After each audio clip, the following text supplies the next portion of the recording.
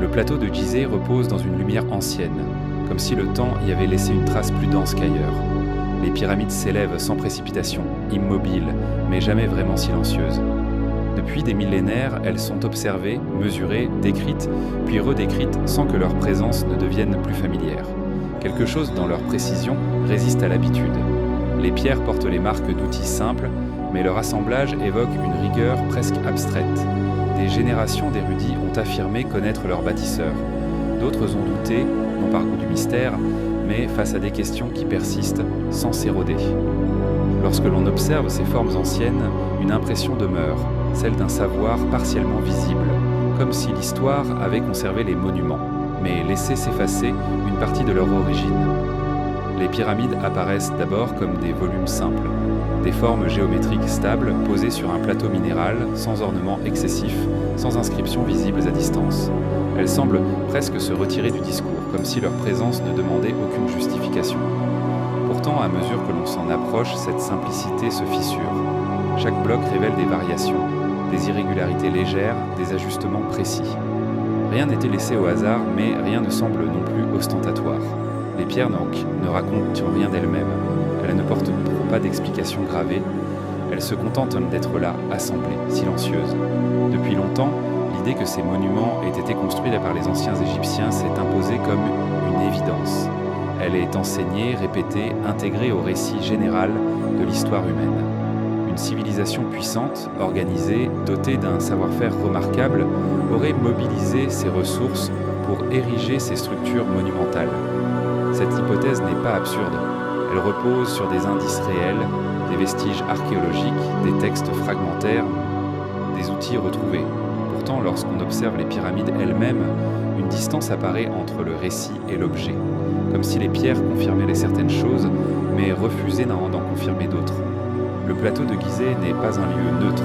Il s'inscrit dans un paysage façonné sur des durées très longues. Le calcaire qui compose l'essentiel des pyramides provient en grande partie de carrières locales, visibles encore aujourd'hui. Les marques d'extraction sont claires, parfois nettes, parfois effacées. On y voit des traces d'outils simples, des lignes, des angles, des entailles répétées.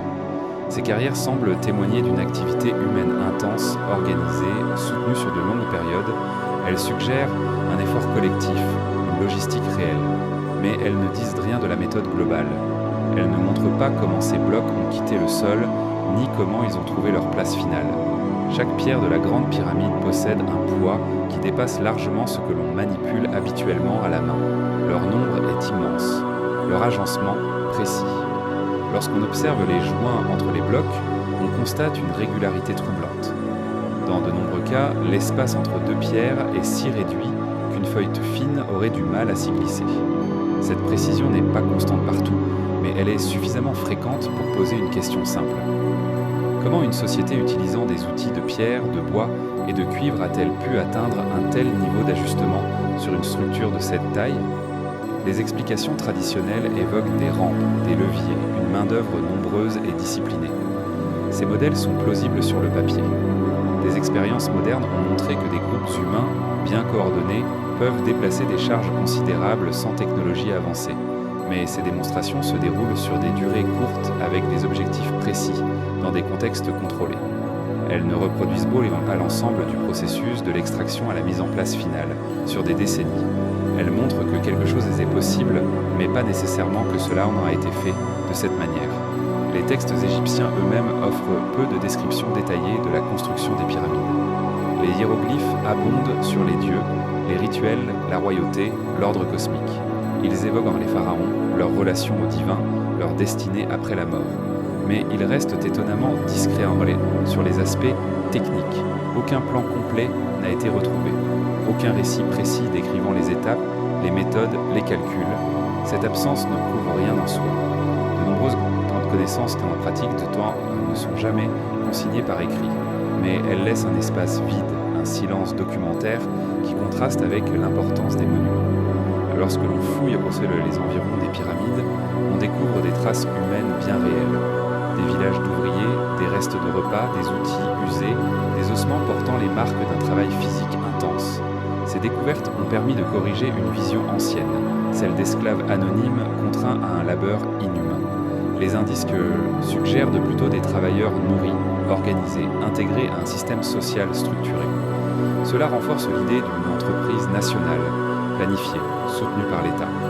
Mais là encore, ces vestiges parlent surtout des conditions de vie, pas des procédés techniques les plus complexes. Plus on observe les pyramides, plus une tension apparaît entre ce que l'on sait et ce que l'on suppose. Certaines parties semblent parfaitement explicables, d'autres résistent. Les chambres internes, les couloirs étroits, les angles précis, les blocs massifs placés en hauteur sans trace évidente de système de levage permanent. Chaque élément pris séparément peut recevoir une explication hypothétique, mais l'ensemble, considéré comme un tout, conserve une part d'opacité, comme si la somme des solutions locales ne produisait pas encore une compréhension globale satisfaisante. Il est tentant, face à ces zones d'ombre, de chercher des réponses spectaculaires. Des théories alternatives ont émergé, évoquant des civilisations disparues, des connaissances perdues, des influences extérieures. Certaines de ces hypothèses naissent d'une méfiance envers les récits officiels, d'autres d'une fascination pour l'inconnu. Mais la prudence s'impose. Le doute n'implique pas nécessairement une rupture radicale avec l'histoire connue. Il peut simplement signaler que notre compréhension est incomplète, fragmentaire, encore en cours de formation. La question de savoir si les pyramides ont été construites par les Égyptiens n'est donc pas aussi simple qu'elle en a l'air. Elle ne se résume pas à une opposition entre affirmation et négation. Elle invite plutôt à préciser ce que l'on entend par là. Parle-t-on de la main-d'œuvre, de l'organisation sociale, de la conception intellectuelle, de la transmission du savoir? Une civilisation peut bâtir un monument tout en héritant de techniques plus anciennes. Elle peut mobiliser des méthodes empiriques sans les formaliser par écrit. Elle peut aussi perdre une partie de son propre savoir au fil des générations. Les pierres, elles, ne corrigent personne. Elles ne valident ni ne réfutent les récits. Elles se contentent de porter les marques de leur façonnage et de leur mise en place. Ces marques sont réelles, mesurables, observables. Elles indiquent une action humaine, une intention, une répétition méthodique. Mais elles laissent ouverte la question de l'origine exacte de certaines connaissances dont un silence nécessaire à une telle entreprise. Le silence qu'elles maintiennent n'est pas un refus, mais une invitation à observer plus lentement. À mesure que l'on s'éloigne de l'idée d'une réponse unique et définitive, le regard change. Les pyramides cessent d'être des énigmes à résoudre pour devenir des témoins partiels. Elles montrent ce qu'une société a été capable de faire sans révéler entièrement comment elle y est parvenue. Ce décalage entre réalisation et explication est peut-être leur aspect le plus troublant. Non parce qu'il suggère une impossibilité, mais parce qu'il rappelle que toute civilisation laisse derrière elle des traces inégales. En observant ces masses de pierres assemblées avec une constance presque abstraite, une question persiste sans s'imposer brutalement. Que savons-nous réellement des savoirs techniques anciens, et combien de ces savoirs ont disparu sans laisser de traces écrites, dissous dans le temps comme le sable autour du plateau? Avant d'être un plateau aride, le site de Gizeh fut un paysage en transformation lente. Le désert que l'on observe aujourd'hui donne l'illusion d'une immobilité ancienne, comme si rien n'y avait jamais changé. Pourtant, les couches géologiques racontent une histoire différente. Sous le sable et la pierre sèche se trouvent des traces d'un environnement plus humide, marqué par des périodes où l'eau circulait librement. Cette réalité, longtemps sous-estimée, modifie subtilement la manière dont on peut comprendre l'implantation des pyramides et le choix précis de leur emplacement. Les formations rocheuses du plateau portent des signes d'érosion qui ne correspondent pas uniquement à l'action du vent. Certaines surfaces présentent des courbes douces, des creux arrondis, des motifs qui rappellent davantage le passage prolongé de l'eau que celui du sable porté par l'air. Ces observations ne sont pas marginales. Elles ont été relevées à plusieurs endroits, y compris sur des structures taillées et des affleurements rocheux proches des moules. Elles suggèrent qu'à une époque antérieure, le climat de la région était sensiblement différent. Ce passé hydrologique ne transforme pas les pyramides en objets anachroniques, mais il élargit le cadre temporel dans lequel on les situe. Si le Nil aujourd'hui canalisé et éloigné possédait autrefois des bras secondaires plus proches du plateau, cela aurait profondément influencé la logistique de toute construction monumentale. Le transport de blocs lourds devient plus compréhensible lorsqu'on imagine des voies d'eau naturelles reliant carrières, zones de taille et sites d'assemblage. Cette hypothèse n'est pas spéculative. Des études récentes ont identifié d'anciens chenaux fluviaux, désormais enfouis sous le sable, alignés avec les zones monumentales. Le choix du plateau de Gizeh apparaît alors moins arbitraire. Il ne s'agirait pas seulement d'un promontoire rocheux stable, mais d'un point de convergence entre géologie favorable, proximité des ressources et accès à des voies naturelles de circulation. Cette convergence aurait existé à une période précise, lorsque les conditions climatiques permettèrent encore une exploitation efficace de ces routes aquatiques. Cela implique une connaissance fine du paysage, non seulement tel qu'il était au moment de la construction, mais tel qu'il évoluait sur des générations. L'idée d'un désert immuable est donc trompeuse. Les anciens habitants de la vallée du Nil vivaient dans un environnement changeant, où les cycles climatiques influençaient indirectement les possibilités techniques. La mémoire de ces variations n'est pas toujours conservée dans les récits écrits. Elle se manifeste plutôt dans la manière dont les sites ont été choisis, préparés et intégrés à leur environnement. Les pyramides semblent s'inscrire dans un paysage déjà compris, déjà utilisé, plutôt que dans un espace vierge. Cette perspective soulève une question discrète mais persistante. Si le plateau de Gizeh a été sélectionné en fonction de conditions environnementales spécifiques, alors les bâtisseurs disposaient d'une connaissance empirique approfondie du territoire. Cette connaissance n'était pas nécessairement théorisée par un séculier, mais elle était suffisante pour anticiper les contraintes et les opportunités offertes par le milieu. Elle suppose une observation patiente, transmise sur le long terme, peut-être bien avant la phase finale de construction que nous associons aux grandes pyramides. Les traces d'eau anciennes invitent également à reconsidérer la chronologie relative des aménagements. Certaines structures semblent avoir été adaptées à un terrain déjà marqué par l'érosion, tandis que d'autres paraissent plus intégrées à la topographie initiale. Cette stratification subtile complique toute tentative de lecture linéaire. Elle suggère des phases successives d'intervention humaine, parfois espacées, parfois superposées, dont les limites exactes restent difficiles à déterminer. Dans ce contexte, la question de l'origine des savoirs techniques prend une nuance différente. Plutôt que d'imaginer une rupture soudaine, une invention isolée, il devient possible de penser en termes de continuité. Des techniques de gestion de l'eau, de déplacement de matériaux, d'adaptation au relief auraient pu se développer progressivement, bien avant leur application à des projets monumentaux. Les pyramides ne seraient alors pas une anomalie, mais l'aboutissement visible d'un long processus discret. Cette continuité est difficile à documenter, car elle repose sur des pratiques quotidiennes, rarement consignées. Les outils utilisés pour creuser des canaux, renforcer des berges, niveler des surfaces, laissent peu de traces spectaculaires. Pourtant, ce sont ces gestes répétés qui façonnent une culture technique. Lorsqu'un projet de grande ampleur devient possible, il ne surgit pas de nulle part. Il mobilise un savoir accumulé, souvent invisible aux yeux de l'histoire écrite. Le rôle de l'eau ne se limite pas au transport. Elle influence également la symbolique, l'organisation spatiale, la relation entre le monde des vivants et celui des morts. Dans la pensée égyptienne, le Nil n'est pas seulement un fleuve, il est une frontière, un cycle, une mesure du temps. Construire à proximité de ces anciens bras, même asséchés, pourrait avoir eu une signification qui dépasse la simple efficacité pratique. Le paysage devient alors un texte à part entière, lisible pour ceux qui en connaissent les signes. À mesure que l'on intègre ces éléments, l'image d'une construction isolée dans un désert hostile s'estompe. Elle laisse place à celle d'un territoire dynamique, compris et utilisé avec précision. Les pyramides ne dominent plus un vide, mais dialoguent avec un environnement ancien, façonné par des forces naturelles lentes et par des interventions humaines répétées. Cette interaction complique toute tentative de réduction du phénomène à une seule période ou à un seul groupe.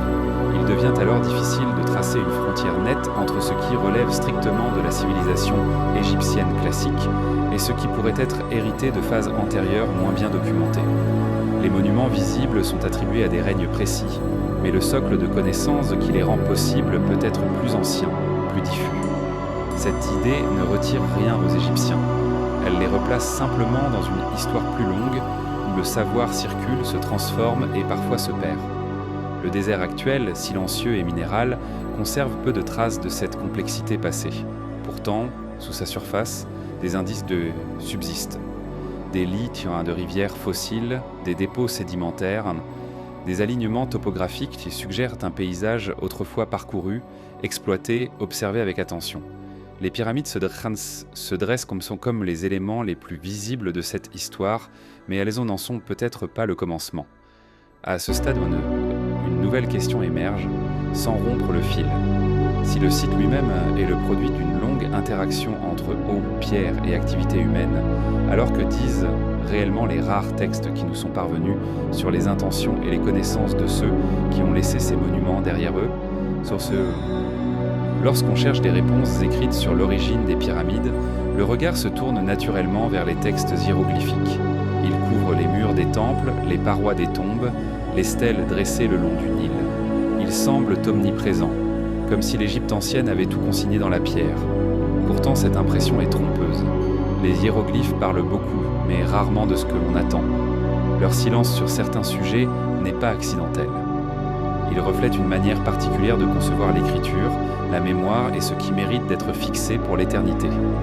Les textes les plus anciens, associés aux pyramides, sont connus sous le nom de textes des pyramides. Ils apparaissent à l'intérieur de certains monuments gravés sur les parois des chambres funéraires. Leur contenu est profondément symbolique. Il y était question d'ascension céleste, de transformation, de renaissance. Le pharaon y est décrit comme un être en devenir, destiné à rejoindre les étoiles, à se fondre dans un ordre cosmique plus vaste. Ces textes ne cherchent pas à expliquer comment les pyramides ont été construites. Ils expliquent donc pourquoi elles existent dans un cadre spirituel et rituel. Cette distinction est essentielle. Pour les anciens Égyptiens, l'écriture n'avait pas pour fonction première de transmettre des savoirs techniques. Elle servait à établir un lien entre le monde visible et l'ordre invisible qui le structure. Les gestes quotidiens, les méthodes pratiques, les procédés artisanaux relevaient trop d'un savoir vivant, transmis par l'observation et l'apprentissage direct. Ils n'étaient pas nécessairement considérés comme dignes d'une inscription éternelle. Ce que nous interprétons aujourd'hui comme une absence d'information peut donc être le résultat d'un choix culturel cohérent. Les rares textes administratifs retrouvés sur papyrus ou ostraca offrent un éclairage différent. Ils mentionnent des livraisons de pierres, des équipes de travailleurs, des rations distribuées. Ces documents confirment l'existence d'une organisation structurée autour des grands chantiers. Ils montrent que l'État mobilisait des ressources, planifiait des tâches, contrôlait des flux. Mais leur portée reste limitée. Ils décrivent des segments de réalité, jamais le processus global. Ils ne disent de rien de la conception architecturale, ni de la coordination à long terme. Un document attire néanmoins une attention particulière. Le papyrus de Mérer, découvert relativement récemment, décrit les déplacements d'un responsable chargé de transporter des blocs de calcaire depuis les carrières jusqu'au chantier. Le texte est précis, presque quotidien. Il évoque des trajets, des ports, des délais. Il montre que le transport par voie d'eau jouait un rôle central. Mais là encore, il s'agit d'un fragment. Le papyrus ne prétend pas expliquer l'ensemble du projet. Il témoigne simplement d'une fonction spécifique dans une chaîne plus vaste. Ce caractère fragmentaire est récurrent. Les textes égyptiens ne sont pas conçus comme des manuels. Ils ne cherchent pas à accumuler des explications. Ils fonctionnent par allusion, par référence implicite à un savoir partagé. Lorsqu'un texte mentionne une action, il suppose que le lecteur connaît déjà son contexte. Pour un observateur moderne, privé de ce cadre culturel, ces allusions deviennent opaques. Ce qui était évident pour les contemporains devient ambigu pour nous. Il faut également considérer la temporalité de ces inscriptions. Les pyramides que nous observons aujourd'hui ont été construites sur une période relativement courte à l'échelle de l'histoire égyptienne. Les textes qui nous sont parvenus s'étendent sur des siècles. Ils reflètent non sans des évolutions de pensée, des changements de priorité dans des transformations religieuses. Chercher une description cohérente et continue de la construction des pyramides dans cet ensemble hétérogène revient à projeter une attente moderne sur une culture ancienne. Certains chercheurs ont noté que les Égyptiens parlaient rarement de leurs grandes réalisations en termes techniques. Ils préféraient les inscrire dans un ordre cosmique. Et construire un monument n'était pas seulement une prouesse humaine, c'était une participation à la stabilité du monde. Dans cette perspective, détailler les méthodes pouvaient sembler secondaires, voire inappropriées. Ce qui comptait, c'était l'harmonie entre l'ouvrage, le souverain et l'univers. Cette manière de penser explique peut-être pourquoi les pyramides sont souvent associées à des concepts de mesure, d'orientation et d'ordre, sans que ces concepts soient explicitement définis. Les textes évoquent un saut des directions, des axes, des alignements symboliques. Ils parlent du ciel, des étoiles impérissables, des cycles, mais ils ne traduisent pas ces idées en procédures inconcrètes. Il laisse que cette traduction à ceux qui savent déjà comment agir. Le silence des hiéroglyphes a parfois été interprété comme une preuve de dissimulation, comme si un savoir secret avait été volontairement caché. Cette lecture est tentante, mais elle repose sur une projection. Rien n'indique que les Égyptiens cherchaient à masquer leur technique. Il est plus probable qu'ils ne voyaient simplement pas l'intérêt de les inscrire. Leur rapport au savoir était pragmatique et oral, enraciné dans l'expérience plutôt que dans l'abstraction écrite. Cela ne signifie pas que les textes soient inutiles pour comprendre les pyramides. Ils fournissent un cadre mental, une logique interne. Ils montrent comment les bâtisseurs concevaient leur œuvre non comme un défi matériel, mais comme une nécessité symbolique. Cette perspective éclaire certaines décisions architecturales. L'orientation précise, la hiérarchie des espaces internes, la relation entre la pyramide et le paysage environnant prennent un sens différent lorsqu'on les lit à travers les textes. Mais ce cadre ne répond pas à toutes les questions. Il laisse intacte une zone grise entre l'intention et l'exécution. Comment une idée cosmique se traduit-elle en gestes concrets sur un chantier de grande ampleur ? Comment une vision abstraite devient-elle une structure stable et durable ? Les textes suggèrent que cette traduction allait de soi pour ceux qui y participaient. Pour nous, elle reste partiellement invisible. À mesure que l'on accepte cette limite, le rôle des hiéroglyphes se transforme. Ils ne sont plus des réponses directes, mais des indices indirects. Ils montrent ce qui importait, ce qui était valorisé, ce qui méritait d'être transmis. Leur silence sur les techniques devient alors un fait à interpréter, non une lacune à combler artificiellement. Il invite à chercher ailleurs, dans la matière elle-même, dans les traces laissées par les outils et les gestes. Les pierres portent une mémoire différente de celle des textes. Elles enregistrent les erreurs corrigées, les ajustements répétés, les contraintes surmontées. Elles témoignent d'un savoir appliqué, souvent muet. Les hiéroglyphes, eux, parlent d'un monde ordonné, où chaque chose a sa place. Entre les deux se trouve un espace de compréhension encore ouvert, où l'archéologie, la géologie et l'observation attentive tentent de dialoguer. Ainsi, la question n'est peut-être pas de savoir pourquoi les textes ne décrivent pas la construction des pyramides, mais comment une civilisation a pu fonctionner efficacement sans ressentir le besoin de le faire. Cette efficacité repose sur des traditions vivantes, sur une transmission directe, sur une relation intime entre l'homme, la pierre et le paysage. Une relation dont les traces écrites ne capturent qu'une ombre. En quittant les textes pour revenir au terrain, une évidence se dessine lentement. Les hiéroglyphes nous disent ce que les pyramides signifiaient, non comment elles ont été élevées. Pour approcher cette dimension manquante, il faut désormais observer les lieux où la pierre a été extraite, là où les premières décisions matérielles ont laissé leurs marques les plus brutes. À l'écart des pyramides elles-mêmes, souvent négligées par le regard pressé, s'étendent les carrières. Elles ne cherchent pas à impressionner. Elles s'enfoncent dans le sol, irrégulières, parfois à peine visibles sous la lumière crue. Pourtant, c'est là que commence réellement l'histoire matérielle des monuments. Avant l'élévation, avant l'alignement, avant la forme achevée, il y a l'extraction. Une rupture initiale entre la pierre et la masse rocheuse dont elle provient. Les carrières de calcaire autour de Gizeh montrent des surfaces entaillées, des fronts de taille, des traces laissées par des outils simples. Ces marques sont directes, sans ambiguïté. Elles attestent d'une activité humaine prolongée, répétée, méthodique. Les blocs n'ont pas été prélevés au hasard. Ils ont été détachés selon des lignes précises, suivant les failles naturelles de la roche. Cette observation suggère une connaissance intime du matériau, acquise par l'expérience plutôt que par la théorie. La pierre extraite n'était pas uniforme. Certaines couches d'étang étaient plus denses, d'autres plus friables. Les bâtisseurs semblaient en être conscients. Les blocs destinés au parement extérieur, plus fins, plus réguliers, provenaient souvent de zones spécifiques, tandis que les pierres internes étaient les plus grossières. Cette sélection n'est pas anodine. Elle implique une anticipation de l'usage final dès la phase d'extraction, une vision d'ensemble qui dépasse le simple prélèvement de matière. Les cicatrices laissées dans les carrières racontent aussi plutôt l'histoire de rythme. On y observe des zones intensément exploitées, puis abandonnées, parfois reprises plus tard. Ce va-et-vient suggère des phases de travail successives, peut-être liées à des contraintes saisonnières, à des décisions politiques ou à l'avancement du chantier principal. La carrière n'est pas un lieu isolé. Elle est connectée au reste du projet par une logique de flux et de priorité. Lorsque l'on suit les traces laissées au sol, on devine des chemins, des rampes naturelles, des surfaces nivelées. Ces aménagements modestes montrent que l'extraction ne s'arrêtait pas à la séparation du bloc. Il fallait ensuite le déplacer, parfois sur plusieurs kilomètres. La pierre quittait son état brut pour entrer dans une chaîne d'action coordonnée. Chaque étape la transformait physiquement et symboliquement. Certaines carrières plus éloignées, notamment celles de calcaire fin et de granit, ajoutent une couche de complexité.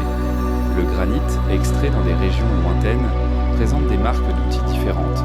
Sa dureté exigeait des techniques spécifiques, une patience accrue.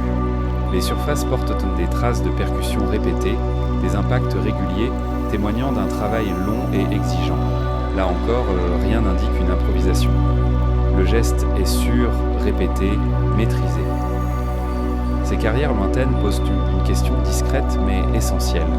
Pourquoi aller chercher des matériaux si éloignés lorsque des ressources locales étaient disponibles? La réponse ne réside pas uniquement dans la qualité de la pierre. Elle touche à la symbolique, à la durabilité, à la distinction entre l'intérieur et l'extérieur, entre ce qui est visible et ce qui ne l'est pas. Les choix de matériaux révèlent une hiérarchie des fonctions, une intention qui dépasse la simple nécessité structurelle. En observant ces lieux d'extraction, on remarque également ce qui manque. Peu d'outils ont été retrouvés en place. Les carrières semblent avoir été nettoyées, vidées, comme si les objets avaient été récupérés, réutilisés, déplacés ailleurs. Cela suggère une économie du matériel, une attention portée à la continuité des ressources. Rien n'était abandonné sans raison. Ce soin contraste avec l'image parfois véhiculée d'une entreprise brute et désordonnée. Les cicatrices d'antitrice de la pierre sont donc des archives. Elles enregistrent les décisions prises, les erreurs corrigées, les méthodes privilégiées. Elles montrent que l'extraction n'était pas une simple étape préliminaire, mais un moment clé du processus. C'est là que se jouait une partie de la précision finale. Une pierre mal extraite ne pouvait pas être facilement corrigée plus tard. La rigueur devait être présente dès le début. Cette rigueur n'exigeait pas nécessairement des instruments complexes. Elle reposait sur une connaissance empirique affinée par la répétition. Les bâtisseurs savaient en lire la roche, anticiper ses réactions, exploiter ses faiblesses naturelles. Ce savoir, transmis de génération en génération, n'avait pas besoin d'être écrit. Il était inscrit dans les gestes, dans la posture du corps, dans le regard porté sur la matière. Il est tentant de voir dans ces carrières la preuve définitive d'une construction strictement égyptienne, ancrée dans un contexte local. Et en grande partie, c'est le cas. Les traces correspondent à des techniques connues, à des outils attestés, à une organisation cohérente avec ce que l'on sait de la société de l'époque. Mais cette conclusion n'épuise pas la question. Elle en déplace simplement le centre. Car si l'extraction est clairement humaine, locale, méthodique, elle ne répond pas entièrement à la question de la coordination globale. Comment ces blocs, une fois extraits, ont-ils été intégrés dans une structure dont la précision dépasse parfois ce que l'on observe dans les carrières elles-mêmes? Comment le passage du brut au fini s'est-il opéré à une telle échelle sans rupture visible dans la qualité? Les carrières montrent le début du chemin, pas son aboutissement. Elles attestent d'une compétence réelle, mais elles ne révèlent pas encore la logique d'assemblage. Elles laissent ouverte la question de la transition entre l'extraction et la mise en place. Cette transition est un espace de silence où les gestes se multiplient sans laisser de traces durables. En quittant les carrières pour revenir vers le plateau, une impression persiste. Les bâtisseurs maîtrisaient bien leurs matériaux, mais ils devaient aussi maîtriser le mouvement. La pierre, une fois détachée, devenait un problème à résoudre, un poids à déplacer, une forme à intégrer. Comprendre comment ce mouvement a été rendu possible devient alors une étape incontournable pour approcher le cœur du mystère, là où la matière cesse d'être immobile pour entrer dans un flux organisé. Une fois extraite, la pierre cesse d'être un élément du paysage pour devenir un objet à déplacer. C'est à ce moment précis que la construction des pyramides quitte le domaine de la taille pour entrer dans celui du mouvement. Ce passage est discret dans les récits, mais fondamental dans la réalité matérielle. Une pierre immobile peut être observée, mesurée, ajustée. Une pierre en mouvement devient une contrainte active, un problème à résoudre dans l'espace et dans le temps. Les blocs utilisés à Gizeh ne sont pas uniformes. Certains sont relativement modestes, d'autres imposants, denses, difficiles à manœuvrer. Leur poids n'est pas une abstraction. Il se manifeste dans la pression exercée sur le sol, dans la fatigue des corps, dans l'usure des surfaces de contact. Déplacer une pierre ne consiste pas seulement à la faire avancer. Il faut maintenir son intégrité éviter les fractures, contrôler sa trajectoire. Chaque déplacement est un équilibre fragile entre force, friction et stabilité.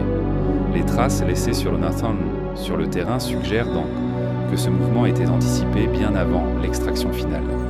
Les chemins entre les carrières et le plateau montrent des zones nivelées, compactées, parfois renforcées. Ces aménagements ne sont pas spectaculaires, mais ils témoignent d'une préparation attentive.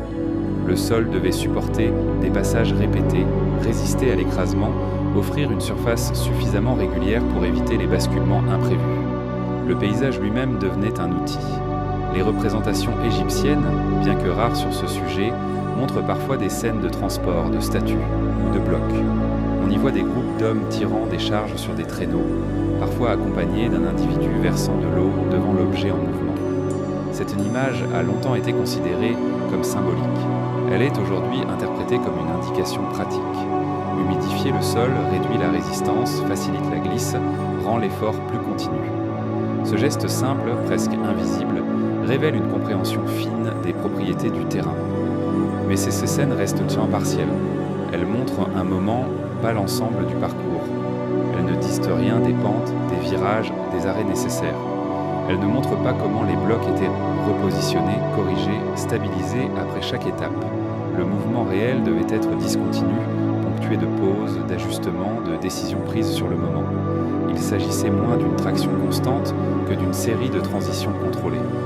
La question du mouvement ne se limite pas à l'horizontale. À mesure que la pyramide s'élevait, les blocs devaient être amenés à des niveaux de plus en plus hauts. C'est ici que les hypothèses se multiplient. Rampe droite, rampe latérale, système progressif intégré à la structure. Chacune de ces propositions tente de répondre à un problème concret, mais aucune ne laisse de traces définitives. Les rampes, si elles ont existé, ont disparu. Leurs matériaux, probablement en terre et en débris, ne se conservent pas facilement. Leur absence archéologique ne signifie pas leur inexistence, mais elle empêche toute certitude. Ce qui demeure observable, en revanche, c'est la cohérence des niveaux. Les assises aussi successives de la pyramide montrent une régularité remarquable. Les blocs sont alignés, ajustés, comme si leur mise en place avait été guidée par un principe constant. Cette constance implique un contrôle du mouvement jusqu'au dernier moment. Une pierre mal positionnée ne peut pas être corrigée aisément une fois en place. L'erreur devait être évitée en amont. Ce contrôle suppose une coordination humaine étendue. Le mouvement d'un bloc ne dépend pas d'un individu, mais d'un groupe. Les gestes doivent être synchronisés, les efforts répartis, les signaux compris. Cette coordination n'est pas spontanée. Elle se construit par l'expérience, par la répétition, par des règles implicites partagées. Elle transforme une somme d'efforts individuels en un déplacement collectif fluide. Les villages d'ouvriers découverts à proximité du plateau suggèrent que cette coordination s'inscrivait dans une organisation stable. Les travailleurs vivaient en temps sur place, s'entraînaient, apprenaient les gestes nécessaires. Le mouvement des pierres devenait une routine, intégrée au rythme quotidien. Dans ce contexte, ce qui nous semble exceptionnel pouvait devenir ordinaire. La difficulté ne disparaissait pas, mais elle était absorbée par la répétition. Il est important de noter que le mouvement n'était pas constant sur toute la durée du chantier. Certaines périodes de l'année, liées au cycle du Nil, rendaient les travaux agricoles moins urgents. Ces moments pouvaient être consacrés aux grands projets. Le déplacement des pierres s'inscrivait alors dans un calendrier naturel, dicté par l'environnement plutôt que par une abstraction du temps. Cette synchronisation avec le paysage réduisait certaines contraintes et en renforçait d'autres. La question du poids prend ici une dimension différente. Il ne s'agit plus seulement de savoir si une pierre pouvait être déplacée, mais quand et dans quelles conditions. Un bloc transporté à la mauvaise saison, sur un sol trop sec ou trop meuble, devenait un risque. Le choix du moment faisait partie intégrante de la méthode. Cette sensibilité aux conditions extérieures révèle une intelligence pratique, attentive aux variations subtiles du milieu. Malgré ces éléments, une impression persiste. Le mouvement des pierres, bien que explicable dans ses grandes lignes, conserve une part de mystère dans ses détails. Les transitions finales, les ajustements précis à grande hauteur, les corrections infimes, nécessaires pour maintenir l'alignement global, ne laissent presque aucune trace directe. Elles ont été réalisées, mais leur mode opératoire exact s'est dissous avec ceux qui les maîtrisaient. Cette disparition n'est pas exceptionnelle. Les savoirs liés au mouvement sont souvent éphémères. ils vivent dans les corps, dans les muscles, dans la mémoire gestuelle. Ils se transmettent difficilement par l'écrit et disparaissent rapidement lorsque le contexte qui les rend utiles s'éteint. Une fois la pyramide achevée, une grande partie de ce savoir devenait inutile. Il n'avait plus de raison d'être entretenu. Face à ce constat, deux attitudes sont possibles. L'une consiste à combler les vides par des hypothèses rigides, à figer le mouvement dans des schémas définitifs. L'autre accepte l'idée que certaines étapes resteront partiellement invisibles. Cette seconde approche ne nie pas la capacité humaine des bâtisseurs. Elle reconnaît simplement que toute œuvre de grande ampleur repose sur des gestes qui ne laissent pas toujours de traces durables.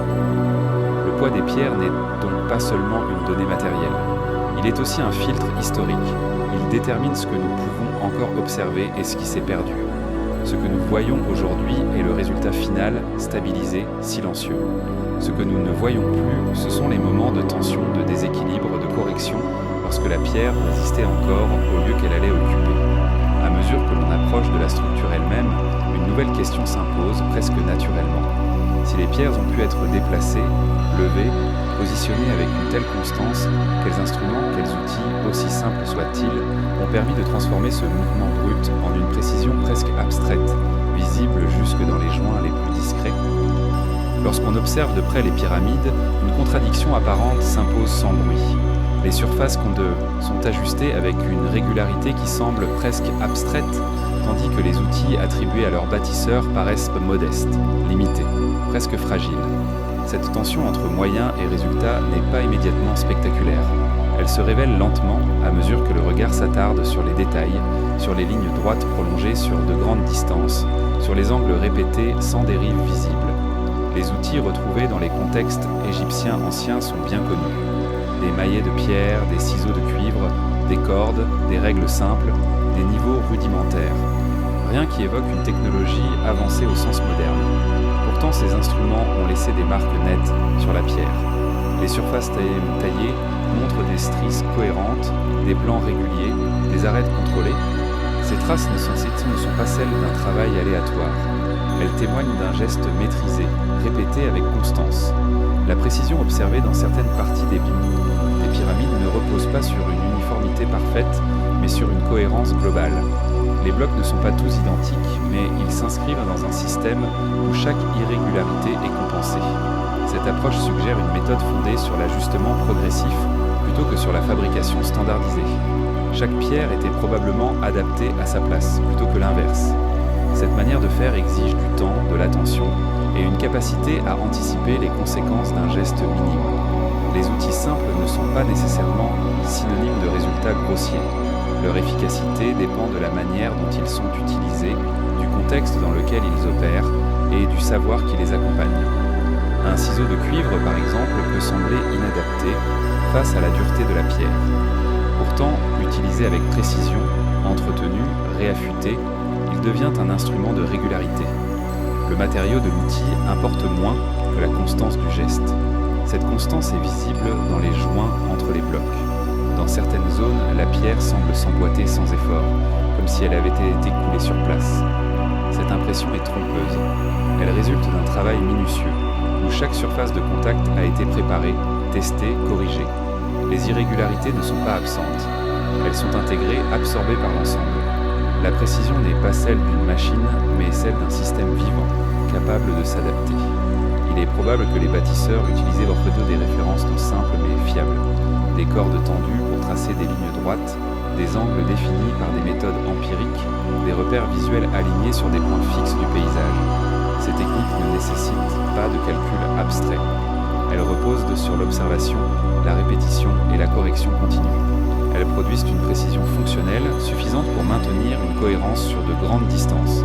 Les surfaces internes de la pyramide offrent un contraste révélateur. Là où la pierre n'était pas destinée à être vue, le travail est souvent plus grossier. Les blocs sont moins réguliers, les joints plus larges. Cette différence montre que la précision n'était pas appliquée uniformément par défaut. Elle était réservée aux zones où elle avait un sens structurel ou symbolique. Cela indique une gestion consciente de l'effort, une hiérarchisation des priorités. Cette hiérarchie suggère une planification mentale claire. Les bâtisseurs savaient où la précision était essentielle et où elle pouvait être relâchée sans conséquence. Cette capacité à doser l'effort est souvent sous-estimée.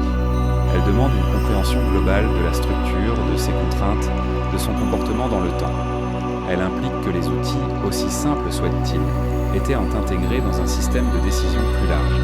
La question de la mesure se pose alors naturellement. Comment maintenir des alignements cohérents sur une structure de cette ampleur sans instruments sophistiqués ? La réponse réside probablement dans l'usage de références externes stables. Le sol nivelé, les lignes d'horizon, les points cardinaux visibles. Ces éléments fournissent des repères constants indépendants de l'outil lui-même. L'outil devient un prolongement de l'environnement, non un intermédiaire abstrait. Cette approche ancrée dans le réel contraste avec notre manière moderne de concevoir la précision. Aujourd'hui, elle est souvent associée à des instruments complexes, à des chiffres, à des calculs formalisés. Dans le contexte ancien, elle pouvait émerger d'une relation directe entre l'homme, la matière et le paysage. Cette relation, une fois maîtrisée, permettait de reproduire des résultats cohérents sans formalisation écrite. Il existe néanmoins des zones où la précision atteint un niveau qui continue de susciter des interrogations. Certains ajustements, certaines orientations, certaines répétitions semblent dépasser ce que l'on attendrait d'une simple approximation empirique. Ces observations ne contredisent pas l'idée d'outils simples, mais elles suggèrent un usage particulièrement affiné de ces outils. Une maîtrise qui ne s'improvise pas et qui suppose un apprentissage long, rigoureux, transmis sans interruption. Cette transmission est une clé souvent négligée. Les outils ne fonctionnent pas seuls. Ils prennent sens dans une culture technique, dans un cadre où les erreurs sont corrigées, où les gestes sont observés et reproduits. Dans un tel contexte, la précision devient une norme collective plutôt qu'un exploit individuel. Elle n'est plus perçue comme exceptionnelle, mais comme attendue. L'absence de plan détaillé retrouvé ne signifie pas que les bâtisseurs travaillaient sans vision. Il est possible que cette vision soit restée mentale, partagée oralement, inscrite dans des schémas temporaires tracés sur le sol ou sur des surfaces périssables. Une fois le travail terminé, ces supports disparaissaient. Ce qui restait, c'était la pierre, porteuse du résultat final, mais non du processus. Cette disparition du processus rend l'interprétation moderne délicate. Nous voyons le résultat et tentons de reconstruire les étapes avec nos propres catégories. Nous cherchons des outils équivalents aux nôtres, des méthodes formalisées, des preuves écrites. Or, le système ancien fonctionnait selon d'autres logiques. Il valorisait l'efficacité, la répétition, l'adaptation immédiate. La précision n'était pas un objectif abstrait, mais une conséquence naturelle d'un travail bien compris. Face à cette réalité, le débat sur l'origine des pyramides prend une tonalité différente. Il ne s'agit plus de savoir si les outils étaient insuffisants, mais si notre compréhension de leur usage est adéquate. Les outils simples ne sont pas des limites en soi. Ils deviennent des limites seulement lorsqu'on les isole de la culture technique qui les animait. En observant attentivement les traces laissées sur la pierre, une impression persiste. Les bâtisseurs savaient exactement ce qu'ils faisaient, même si nous ne savons plus exactement comment ils le faisaient. Cette asymétrie entre leur certitude et notre doute est au cœur de la fascination durable exercée par les pyramides. Elle ne suggère pas une impossibilité, mais une perte de continuité. À mesure que l'on accepte cette perte, une autre question émerge naturellement. Si les outils et les gestes étaient à maîtriser à ce point, comment cette maîtrise s'est-elle traduite dans l'organisation globale du chantier, dans la coordination des étapes, et surtout dans l'existence ou l'absence de plan directeur capable de guider une œuvre d'une telle ampleur sur de longues années. Lorsqu'une structure atteint une telle ampleur, l'esprit moderne cherche instinctivement des plans, des dessins préparatoires, des schémas directeurs, des indications précises permettant d'anticiper chaque étape. Pour les pyramides, cette attente demeure largement insatisfaite. Aucun plan complet n'a été retrouvé. Aucun document ne décrit l'ensemble du projet, du premier bloc à la dernière pierre. Ce silence intrigue, non parce qu'il serait anormal, mais parce qu'il contraste avec la stabilité et la cohérence du résultat final. L'absence de plan conservé ne signifie pas nécessairement qu'ils n'ont jamais existé. Elle indique plutôt qu'ils n'étaient pas conçus pour durer. Les supports utilisés pouvaient être périssables, tracés sur du bois, sur du sable nivelé, sur des surfaces destinées à être effacées au fur et à mesure de l'avancement. Dans ce cadre, le plan n'est pas un objet figé, mais un outil temporaire, constamment ajusté, remplacé, corrigé. Une fois son rôle accompli, il disparaît sans laisser de traces.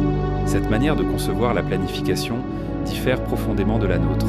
Elle repose moins sur une vision abstraite totale que sur une progression contrôlée. Chaque étape valide la suivante. Le chantier avance par niveau, par couche, par ajustements successifs. La forme globale émerge lentement, guidée par des repères simples mais fiables. Le plan n'est pas un document unique, mais une somme de décisions prises en temps réel, éclairées par l'expérience accumulée. Les pyramides elles-mêmes portent les traces de cette approche. Certaines irrégularités minimes, certaines adaptations locales suggèrent que le projet n'était pas rigidement figé dès le départ. Il pouvait évoluer, se corriger, s'affiner. Cette flexibilité n'est pas un signe d'imprécision. Elle révèle au contraire une capacité à intégrer l'imprévu sans compromettre l'ensemble. Le monument final conserve une cohérence remarquable précisément parce qu'il n'était pas prisonnier d'un schéma intangible. Les équipes travaillant sur le chantier devaient en partager une compréhension commune de l'objectif. Cette compréhension ne nécessitait pas forcément un plan dessiné en permanence. Elle pouvait être incarnée dans la figure du maître d'œuvre, dans des règles tacites, dans des repères visibles sur le terrain. Des cordes tendues, des axes tracés au sol, des alignements observables à distance pouvaient en suffire à maintenir une direction constante. La transmission de cette vision se faisait probablement par la pratique. Les ouvriers n'avaient pas besoin de connaître la totalité du projet pour contribuer efficacement. Chacun maîtrisait son geste, son rôle précis, intégré dans une chaîne plus vaste. Cette segmentation du travail réduit la nécessité d'un plan global, visible par tous. Elle transforme le chantier en un organisme collectif, où la coordination émerge de la répétition et de l'observation mutuelle. Il est également possible que certaines connaissances aient été réservées à un nombre restreint d'individus. Les architectes, les contremaîtres, les spécialistes de l'orientation détenaient peut-être des repères mentaux précis, non partagés dans leur totalité. Cette concentration du savoir ne relevait pas du secret au sens moderne, mais d'une organisation hiérarchique du travail. Le plan existait alors sous forme de savoir incarné, non sous forme de documents consultables. Ce type de planification laisse peu de traces archéologiques. Une fois le chantier terminé, les repères temporaires belgrés sont effacés, les supports recyclés, les surfaces nivelées. Ce qui subsiste, c'est la structure achevée, silencieuse, sur son propre processus de création. Cette asymétrie est déconcertante pour l'observateur moderne, habitué à des archives abondantes. Elle nous confronte à une manière différente de penser la durée et la mémoire. Les rares indications indirectes suggèrent pourtant une planification rigoureuse. L'orientation précise des pyramides, la constance des angles, la progression régulière des assises ne peuvent être le fruit d'une improvisation désordonnée. Elles impliquent une anticipation, une vérification continue, une capacité à corriger les écarts avant qu'ils ne deviennent irréversibles. Cette rigueur n'exige pas nécessairement des plans détaillés, mais elle exige une méthode éprouvée. Cette méthode pouvait reposer sur des cycles répétitifs. Chaque niveau construit devenait le modèle du suivant. Les erreurs mineures étaient rarement compensées, les ajustements intégrés. Le chantier avançait par accumulation de réussites locales, plutôt que par exécution d'un schéma abstrait. Cette approche réduit la dépendance à un plan unique et renforce la résilience du processus face aux imprévus. L'idée même de plan, telle que nous la concevons, est liée à une séparation nette entre conception et exécution. Dans le contexte ancien, cette séparation était probablement moins marquée. Concevoir et construire étaient des activités étroitement liées, parfois indissociables.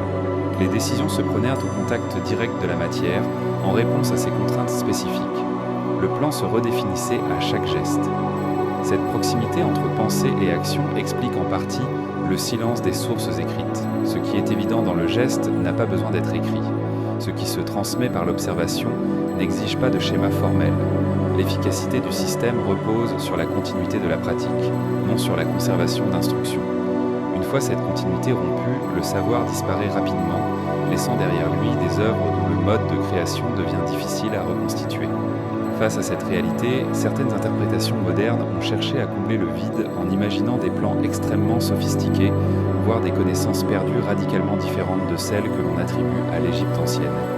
Ces hypothèses naissent souvent d'un malaise face au silence documentaire, mais ce silence peut être compris autrement, comme le signe d'un système efficace précisément parce qu'il n'était pas dépendant de documents permanents. Les pyramides ne sont pas des accidents. Elles sont le résultat d'une intention claire, maintenue sur une longue durée. Cette intention n'a pas nécessairement pris la forme d'un dessin figé, mais celle d'une vision partagée, d'un objectif constamment présent à l'esprit des bâtisseurs. Le plan, dans ce contexte, est moins un objet qu'un processus.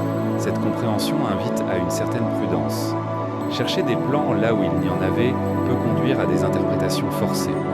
Il est parfois plus juste d'accepter que certaines sociétés fonctionnaient avec des outils conceptuels différents des nôtres, sans que cela implique une moindre sophistication. La sophistication peut résider dans la simplicité maîtrisée, dans la capacité à produire des résultats constants sans dépendre d'une documentation lourde. À mesure que l'on s'éloigne de l'idée d'un plan unique et définitif, une autre dimension du chantier apparaît, celle des êtres humains eux-mêmes, de leur organisation quotidienne, de leurs habitudes, de leur corps soumis à un effort prolongé. Derrière le silence des plans se dessine la présence concrète de ceux qui ont rendu le projet possible, laissant dans le sol et les vestiges des traces plus discrètes mais tout aussi révélatrices. Loin de la pierre taillée et des alignements précis, il existe un autre niveau de lecture, plus discret, mais tout aussi essentiel, celui des vies humaines qui ont entouré la construction des pyramides. Pendant longtemps, ces vies sont restées invisibles, réduites à des silhouettes anonymes, parfois même à des abstractions. Pourtant, le sol autour du plateau conserve des indices ténus mais persistants, témoins d'une présence continue, organisée par un profondément humaine. À proximité immédiate des pyramides, des vestiges d'habitation ont été mis au jour. Ils ne correspondent ni à des campements temporaires, ni à des abris improvisés. Ce sont des structures durables, construites avec soin, disposées selon une logique spatiale claire. On y trouve des rues, des zones de stockage, des espaces non communs. Ces villages ne suggèrent pas une population contrainte et éphémère, mais une communauté installée, fonctionnelle, pensée pour durer. Les restes alimentaires découverts sur ces sites offrent un éclairage précieux. Des ossements d'animaux, des traces de céréales, des résidus de cuisson indiquent une alimentation régulière, relativement riche. Ce régime n'est pas celui de personnes abandonnées à elles-mêmes. Il témoigne d'un approvisionnement structuré, d'une logistique capable de nourrir un grand nombre d'individus sur une longue période. La construction des pyramides apparaît alors comme un projet soutenu, intégré à l'économie et à l'organisation sociale. Les corps eux-mêmes ont laissé des traces. Des squelettes retrouvés dans les environs portent les marques d'un travail physique intense, répété.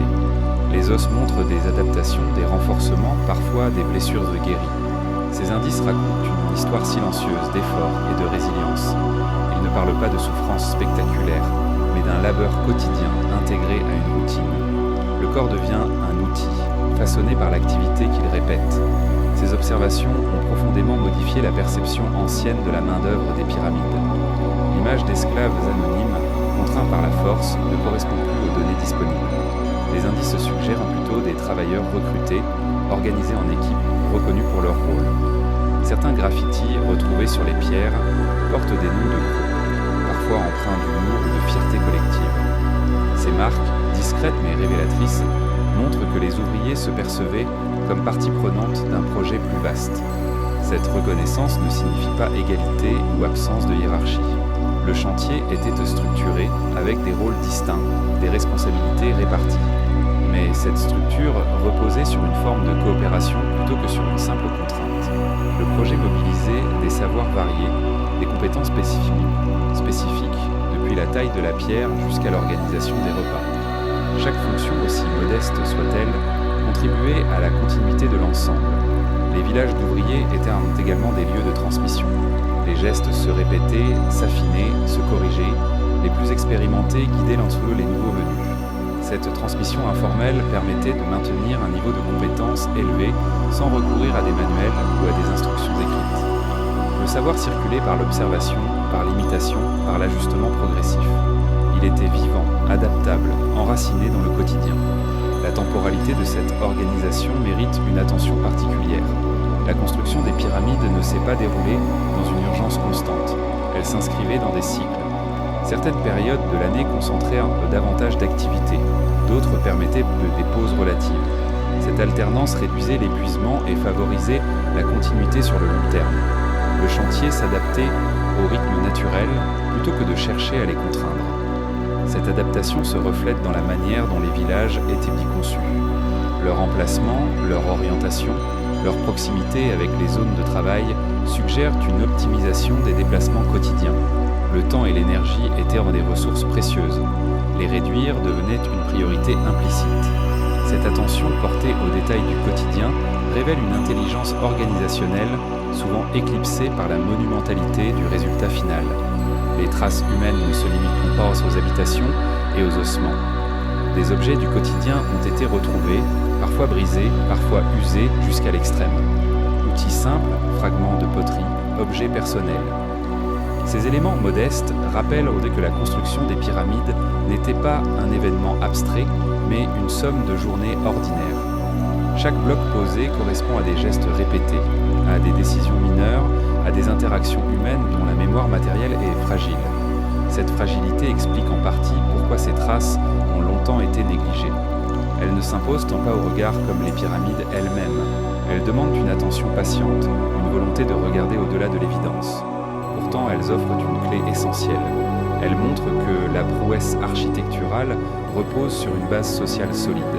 Sans cette base, la précision, la constance et la durée du chantier seraient difficiles à expliquer. En observant ces villages, une impression se dégage lentement. Les ouvriers n'étaient pas simplement des exécutants. Ils étaient intégrés à un système qui donnait un sens à leur effort. Ce sens pouvait être religieux, politique, communautaire. Ils transformaient le travail en participation à quelque chose de plus vaste que l'individu. Cette dimension immatérielle est difficile à mesurer, mais elle transparaît dans les indices matériels laissés derrière eux. Cette participation collective permet également de comprendre comment des tâches exigeantes pouvaient être répétées sans rupture majeure. Le sentiment d'appartenance, la reconnaissance implicite, la stabilité des conditions de vie contribuèrent à maintenir l'engagement. La pyramide, avant d'être un monument, était un projet partagé. Sa forme finale est le résultat visible de cette dynamique invisible. Il reste toutefois des zones d'ombre. Tous les aspects de la vie quotidienne ne sont pas accessibles. Les relations entre les équipes, les tensions éventuelles, les ajustements organisationnels ne laisseront que peu de traces. Mais cette absence n'invalide pas ce que l'on peut observer.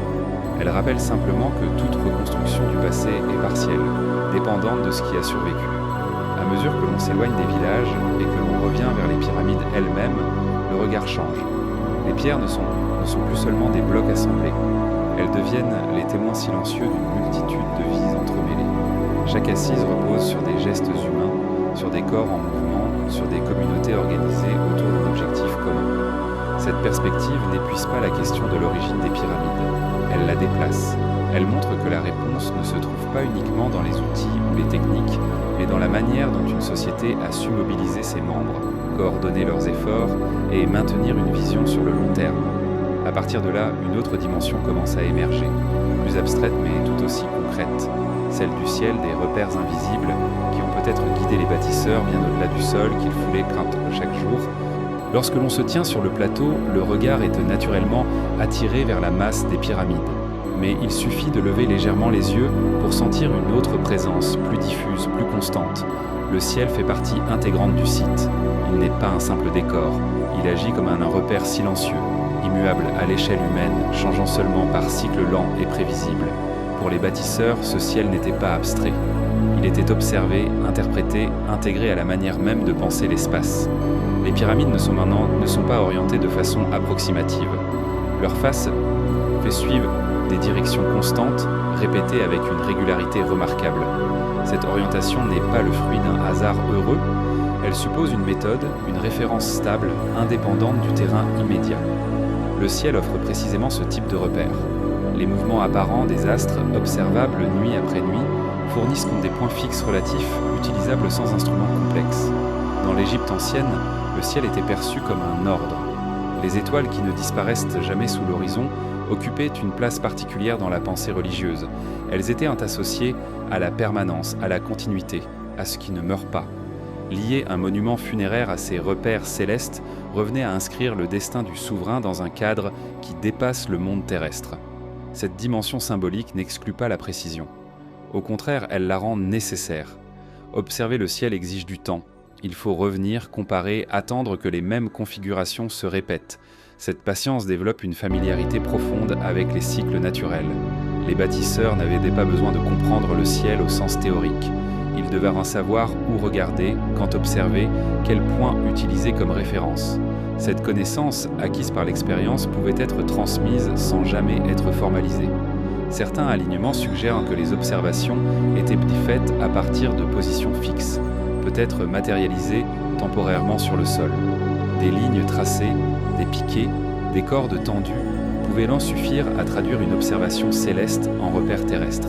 Une fois l'axe défini, il devenait une référence pour l'ensemble du chantier. La pierre suivait alors le ciel, non par abstraction, mais par continuité visuelle. Cette manière de procéder relie le ciel, le sol et l'homme dans une même chaîne d'observation. Le bâtisseur ne se contente pas d'imposer une forme au paysage. Il s'y inscrit en tenant compte de forces qui le dépassent.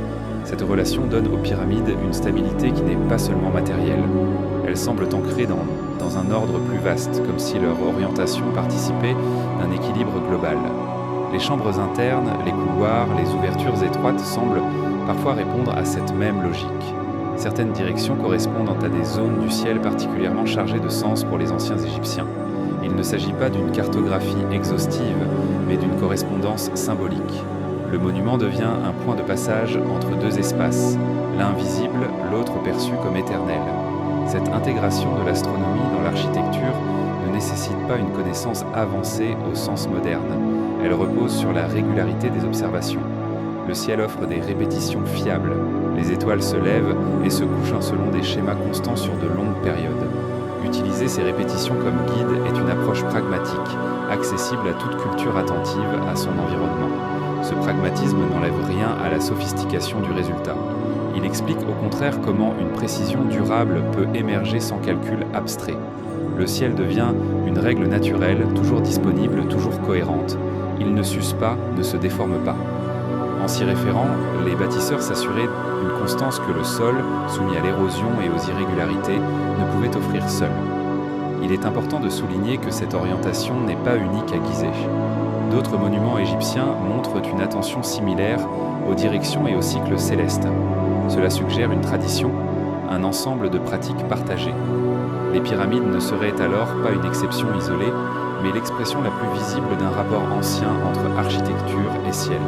Cette tradition n'était pas figée. Elle évoluait avec les générations, s'adaptait aux changements subtils observés au fil du temps. Le ciel lui-même change lentement. Les positions relatives des étoiles se modifient imperceptiblement à l'échelle humaine, mais suffisamment pour que des observateurs attentifs en prennent conscience sur plusieurs générations. Cette lente variation introduit dans une dimension temporelle profonde dans la relation entre les monuments et le ciel. Cette dimension temporelle est rarement prise en compte dans les débats modernes. On cherche souvent une méthode unique, universelle, valable en tout temps. Or, la réalité ancienne était probablement plus souple. Les bâtisseurs travaillaient avec ce qu'ils observaient à leur époque en tenant compte des repères disponibles alors. La précision obtenue est le résultat de cette adaptation constante, non d'un système figé. L'astronomie inscrite dans la pierre n'est donc pas une démonstration de savoir abstrait, mais une trace d'attention. Elle montre que les bâtisseurs regardaient au-delà du chantier immédiat. Ils inscrivaient leur travail dans un cadre qui dépassait la durée d'une vie humaine. Cette perspective donne une profondeur particulière aux monuments. Ils ne sont pas seulement des objets du passé, mais des points de connexion entre des cycles longs. Cette connexion renforce l'idée que la construction des pyramides ne peut être comprise uniquement à partir des outils et des techniques. Elle implique une manière de percevoir le monde, où le ciel, le sol et la société forment un ensemble cohérent. Cette cohérence n'est pas toujours visible dans les détails matériels, mais elle transparaît dans l'orientation globale, dans la relation entre les structures et leur environnement. À ce stade, une nuance devient essentielle. L'existence de ces correspondances célestes ne signifie pas que chaque aspect de la pyramide répond à un calcul précis ou à une intention astronomique détaillée. Il serait excessif de projeter une rationalité totale là où il existait probablement une combinaison de symbolisme, de tradition et d'observation pratique. La force du système réside précisément dans cette combinaison.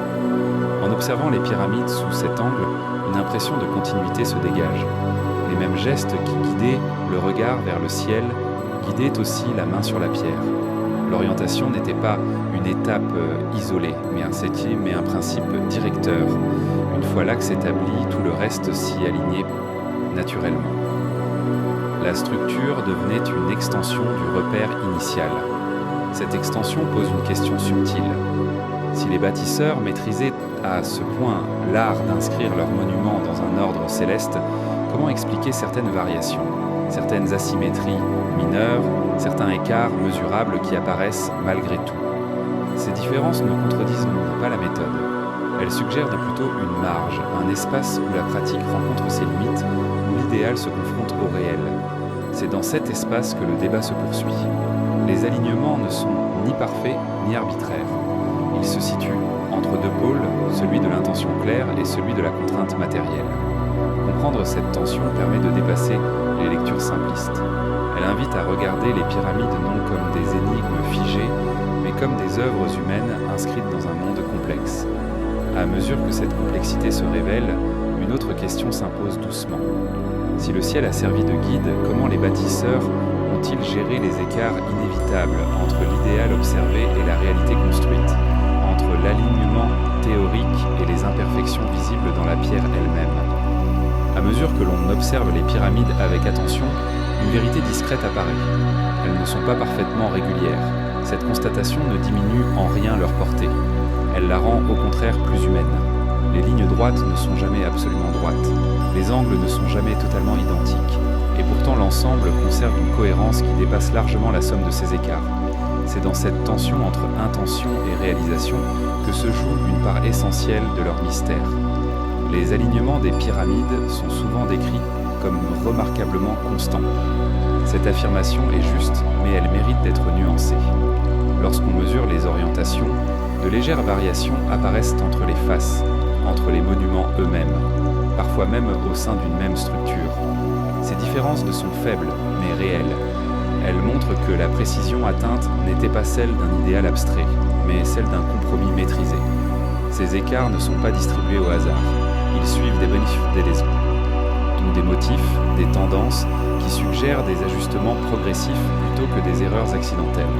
Lorsqu'un axe était établi, il servait de référence, mais il pouvait être affiné, corrigé, parfois légèrement déplacé pour s'adapter aux contraintes du terrain ou de la construction en cours. La précision n'était pas figée, elle évoluait avec le chantier. Cette évolution est particulièrement visible lorsque l'on compare différentes pyramides.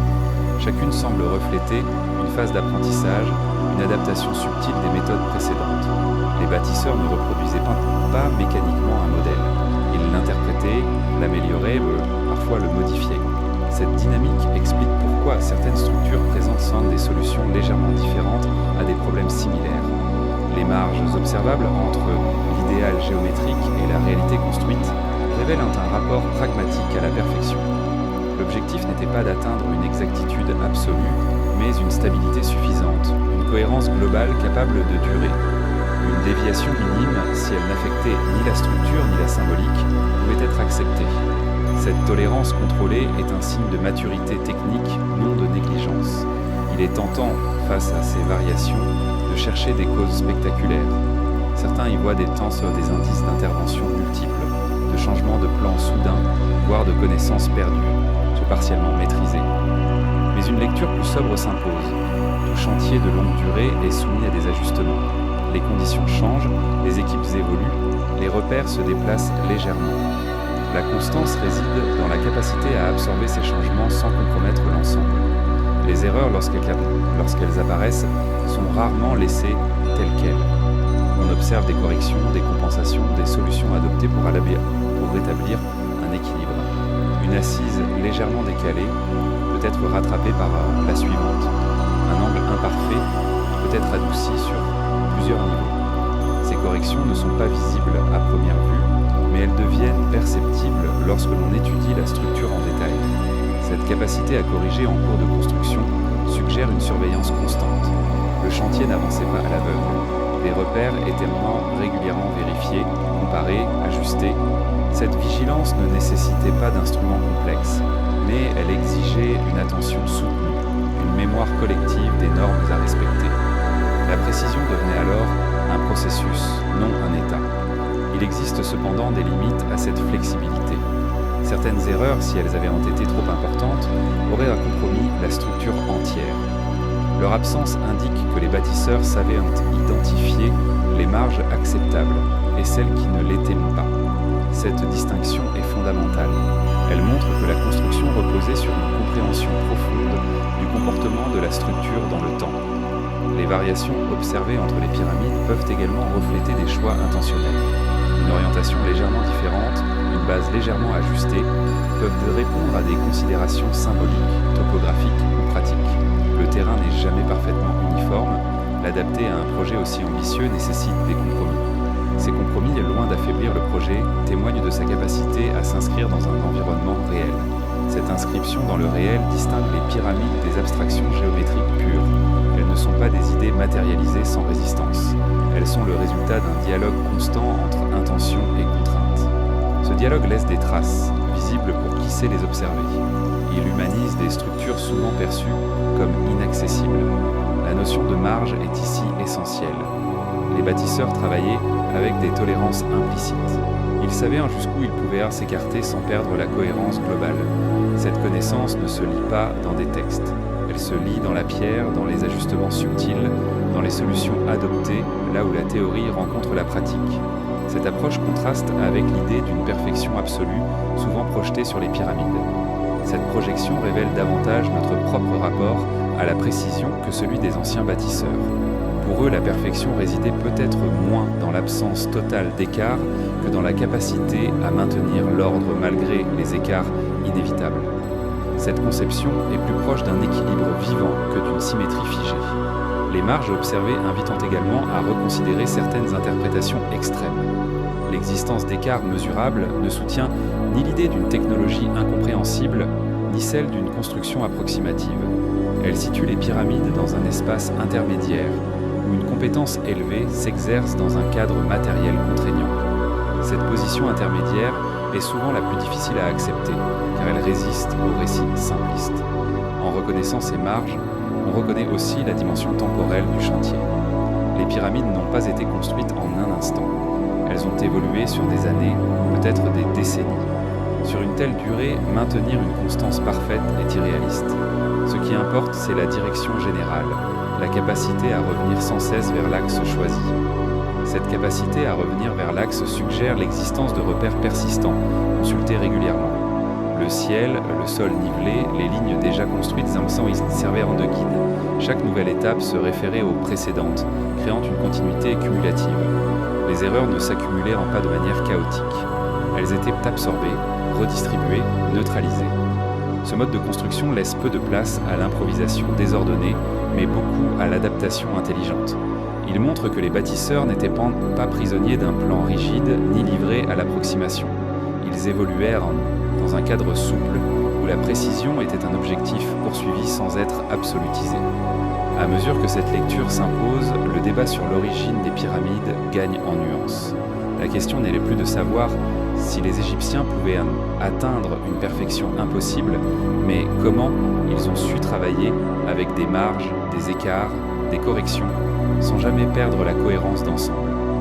Cette compétence est peut-être plus difficile à acquérir que l'application mécanique d'un plan parfait. Les pyramides apparaissent alors comme des structures tolérantes, capables d'intégrer l'imperfection humaine sans s'effondrer, ni physiquement ni symboliquement. Cette tolérance est invisible au premier regard, mais elle est inscrite dans chaque ajustement discret, chaque correction silencieuse. En acceptant cette réalité, une nouvelle perspective s'ouvre. Si les pyramides ne sont ni parfaitement idéales, ni grossièrement approximatives, si elles se situent dans cet espace subtil entre intention et contrainte, alors leur origine ne peut être comprise qu'en examinant ce qui les précède. Avant ces monuments, il y eut d'autres tentatives, d'autres formes, d'autres essais. C'est vers ces structures antérieures, souvent moins connues, que le regard doit désormais se tourner pour comprendre comment cette maîtrise a émergé. Avant que les silhouettes lisses et massives de Gizeh ne s'imposent dans le paysage, d'autres formes existèrent déjà. Elles sont plus modestes, parfois maladroites, parfois presque oubliées. Pourtant, elles constituent une étape essentielle. Elles montrent que la pyramide n'est pas apparue soudainement, pleinement formée, comme une idée parfaite surgissant sans préparation. Elle est le résultat d'un long cheminement, fait d'essais, de corrections et de continuités discrètes. Les premières structures de funéraires monumentales d'Égypte ne cherchent pas encore la hauteur. Elles s'étendent horizontalement, composées de mastabas, ces édifices rectangulaires aux parois inclinées. Leur fonction est déjà claire. Elles servent de point d'ancrage entre le monde des vivants et celui des morts. Leur forme simple, répétée sur des générations, établit une base conceptuelle solide. La monumentalité existe déjà, mais elle se déploie autrement. Puis viennent les structures à degrés. Elles marquent une transition.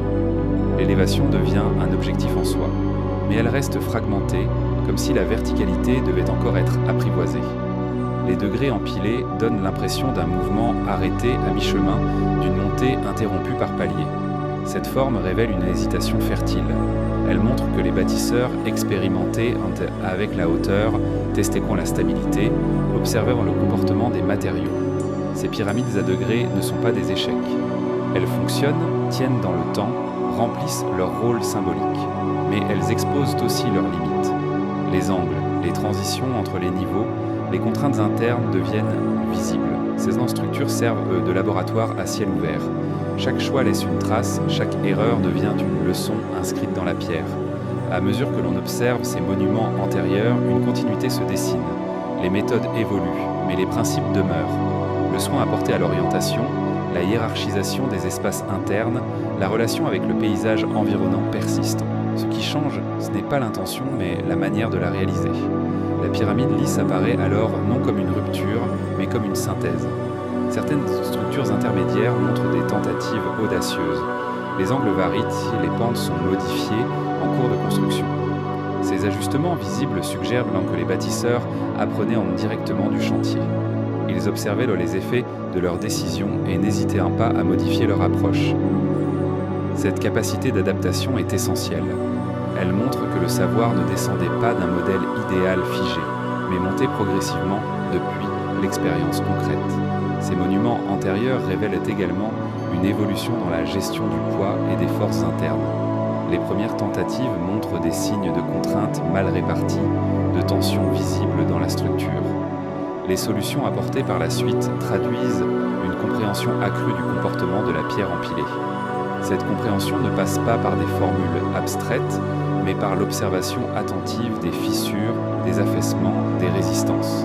La pyramide lisse de Gizeh bénéficie de cet héritage. Elle intègre des choix qui ne sont plus expérimentaux, mais éprouvés. Les angles sont stabilisés, les assises régulières, les transitions internes maîtrisées. Cette maîtrise n'apparaît pas soudainement. Elle est le résultat d'une accumulation silencieuse de décisions antérieures, parfois invisibles au regard moderne. Il est tentant de considérer ces structures anciennes comme de simples étapes dépassées, mais elles méritent une attention particulière. Elles montrent que la civilisation égyptienne n'a pas atteint son apogée technique par un saut inexplicable. Elle y est parvenue par une progression lente, marquée par des ajustements successifs. Cette progression rend la prouesse de Gizeh plus compréhensible, mais aussi plus impressionnante, car elle témoigne d'une continuité sur plusieurs générations. Cette continuité implique une transmission efficace du savoir. Les bâtisseurs de Gizeh n'étaient pas isolés. Ils héritaient d'une tradition, de récits pratiques, de gestes éprouvés. Même si ces savoirs n'étaient pas écrits, ils étaient présents, incarnés dans les corps, dans les habitudes, dans les attentes. La pyramide lisse est l'expression mature de cette tradition, non une anomalie. Les pyramides antérieures démontrent également que les Égyptiens n'avaient pas peur de laisser visibles leurs ajustements. Certaines structures conservent des angles modifiés, des couches ajoutées, des solutions adoptées en cours de route. Cette transparence involontaire est précieuse pour l'archéologue. Elle permet de lire le raisonnement derrière la pierre, de suivre le fil des décisions prises à mesure que le chantier avançait. En observant ces monuments, on remarque aussi une évolution dans la relation entre l'intérieur et l'extérieur. Les premières structures accordent une importance différente aux espaces internes. Les couloirs, les chambres, les passages évoluent en complexité et en précision. Cette évolution suggère une réflexion approfondie sur la fonction symbolique et pratique de ces espaces, bien avant l'aboutissement de Gizeh. La question de l'origine des pyramides prend alors une forme nouvelle. Plutôt que de demander si les Égyptiens étaient capables de construire Gizeh, il devient plus pertinent de se demander comment ils ont appris à le faire. Les monuments antérieurs fournissent une partie de la réponse. Ils montrent un apprentissage collectif, étalé dans le temps, inscrit dans la pierre elle-même. Cette perspective réduit la tentation de chercher des explications extérieures abruptes. Elle ne nie pas les zones d'ombre, mais elle les replace dans un cadre plus large. Les savoirs nécessaires à la construction des pyramides ont émergé progressivement, nourris par des essais, des erreurs, des corrections. Cette émergence est moins spectaculaire qu'un saut technologique soudain, mais elle est plus conforme à ce que l'on observe dans d'autres domaines de l'activité humaine. Il reste néanmoins une question délicate. Si cette progression est si claire, pourquoi certaines connaissances semblent-elles disparaître après l'âge des grandes pyramides ? Pourquoi les structures ultérieures, bien que toujours monumentales, ne cherchent-elles plus à reproduire exactement ce modèle ? Cette observation suggère que la maîtrise atteinte à Gizeh était liée à un contexte particulier, à une convergence de facteurs qui ne s'est pas maintenue indéfiniment. Les pyramides avant les pyramides montrent que la perfection apparente de Gizeh est le résultat d'un moment précis. Un moment où la tradition, les ressources, l'organisation sociale et la vision symbolique se sont alignées. Lorsque cet alignement s'est modifié, la forme a évolué à son tour. Cela ne signifie pas un déclin, mais un changement de priorité. En comprenant cette dynamique, les pyramides cessent d'être des anomalies figées dans le temps. Elles deviennent des jalons dans une histoire plus longue, faite de continuité et de ruptures subtiles. Leur origine ne se situe pas dans un mystère insoluble, mais dans une trajectoire humaine complexe, dont certaines étapes nous échappent encore. Cette trajectoire invite à une dernière réflexion intermédiaire.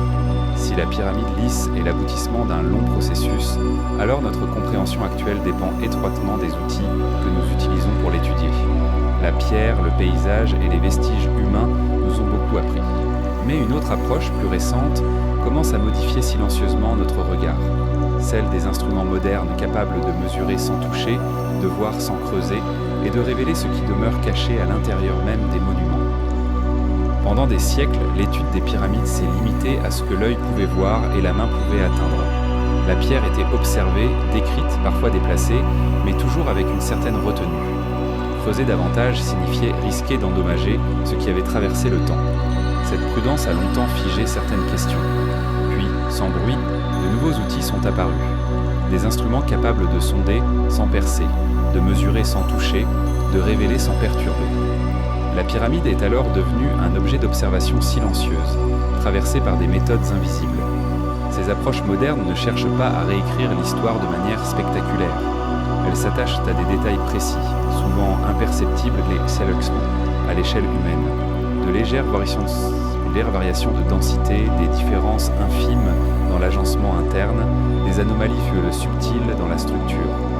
Là où l'archéologue voyait une masse homogène, la mesure révèle une complexité interne, une organisation qui ne se limite pas à ce qui est accessible par les couloirs connus. L'intérieur des pyramides a longtemps été perçu comme relativement simple.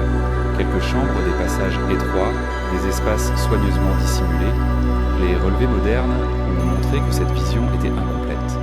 Certaines zones présentent des configurations inattendues, des volumes dont la fonction n'est pas immédiatement identifiable.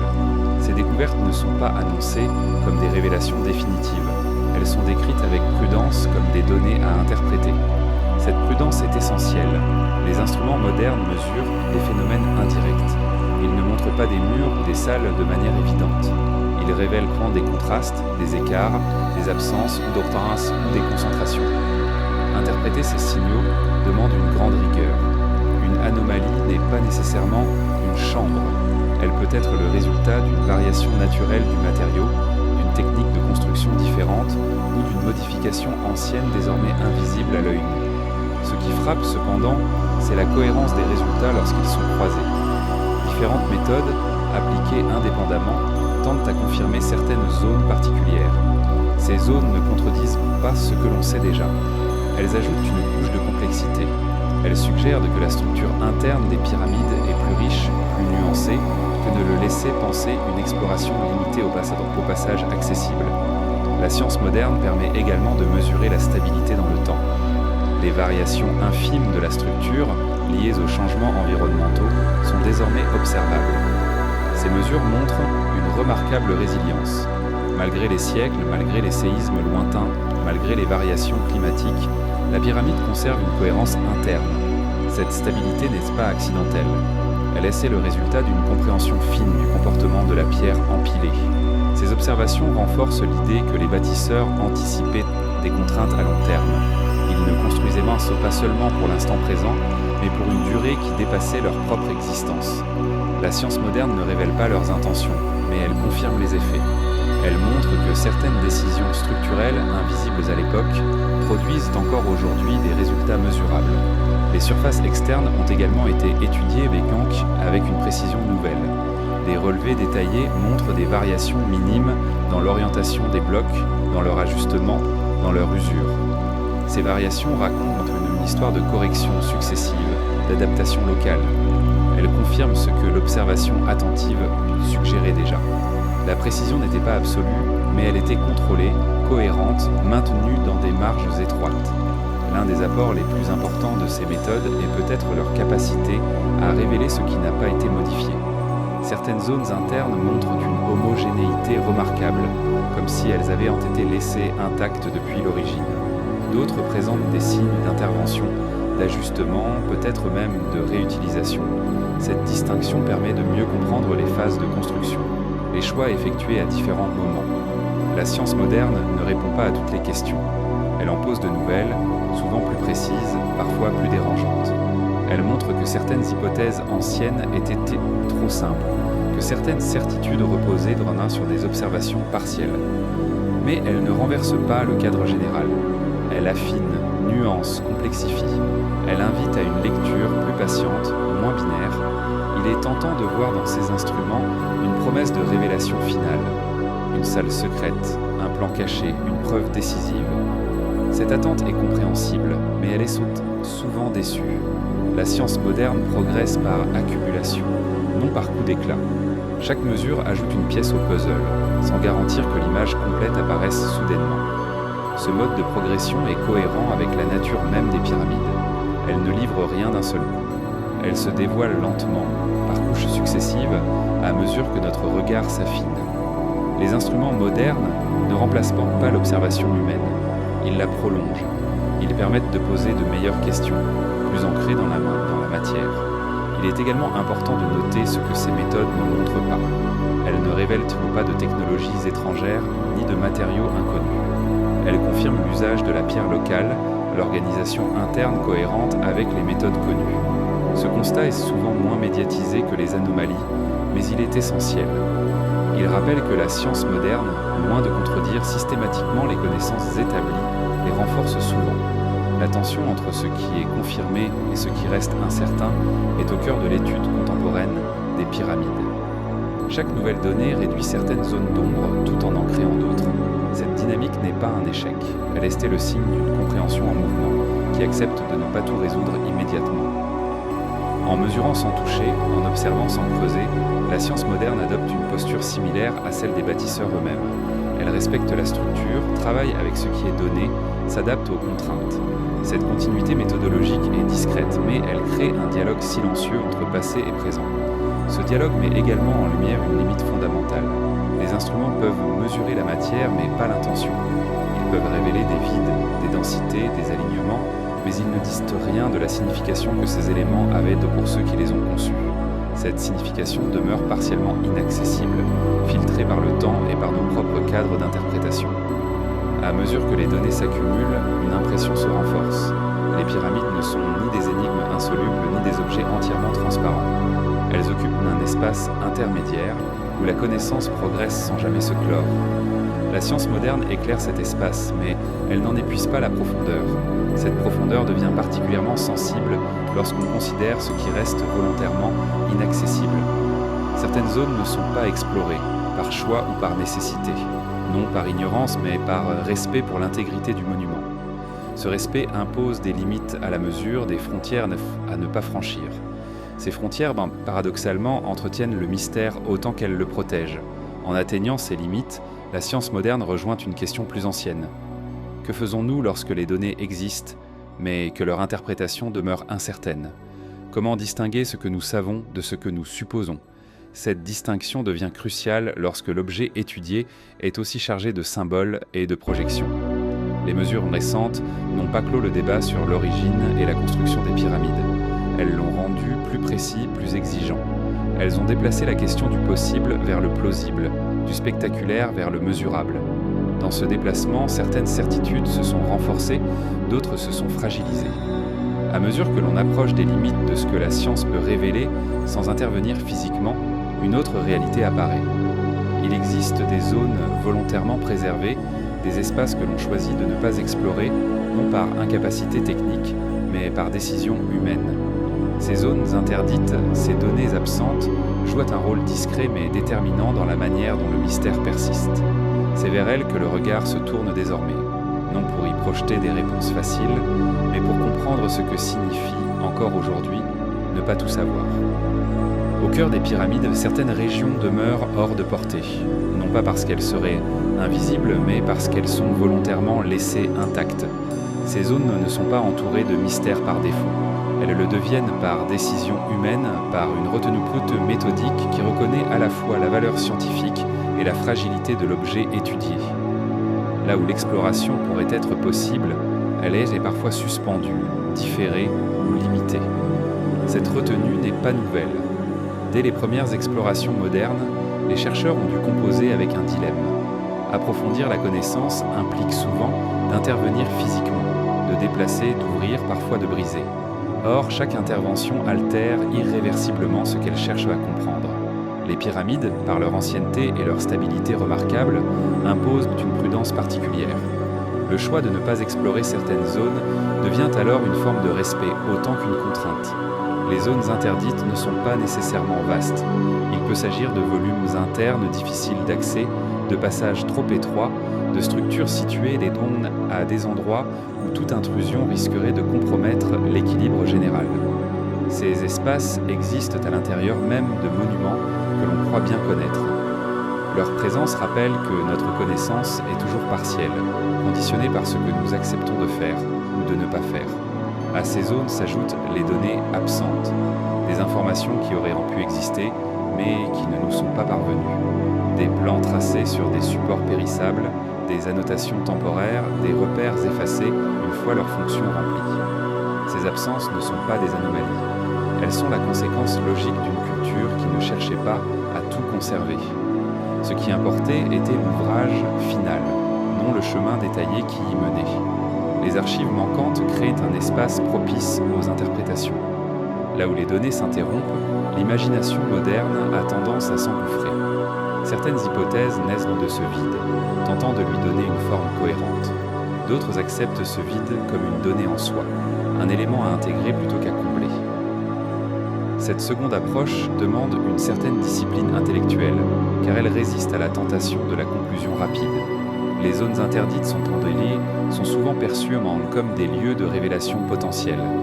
On imagine qu'elles contiennent des réponses définitives, des preuves décisives, capables de trancher des débats anciens.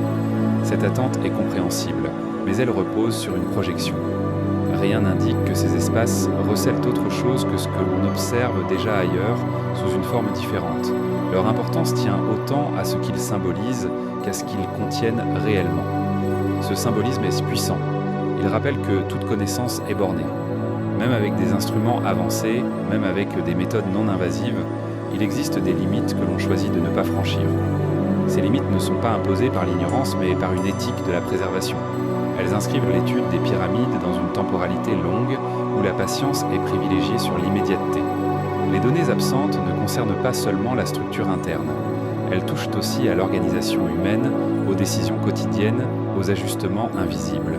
Combien de tentatives ont été abandonnées sans laisser de traces?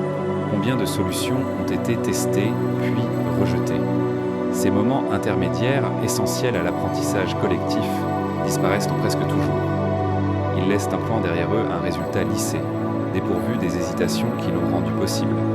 Cette disparition rend le passé plus opaque, mais aussi plus cohérent en apparence. Nous voyons ce qui a fonctionné, non ce qui a échoué. Cette sélection naturelle des traces crée une illusion de maîtrise continue.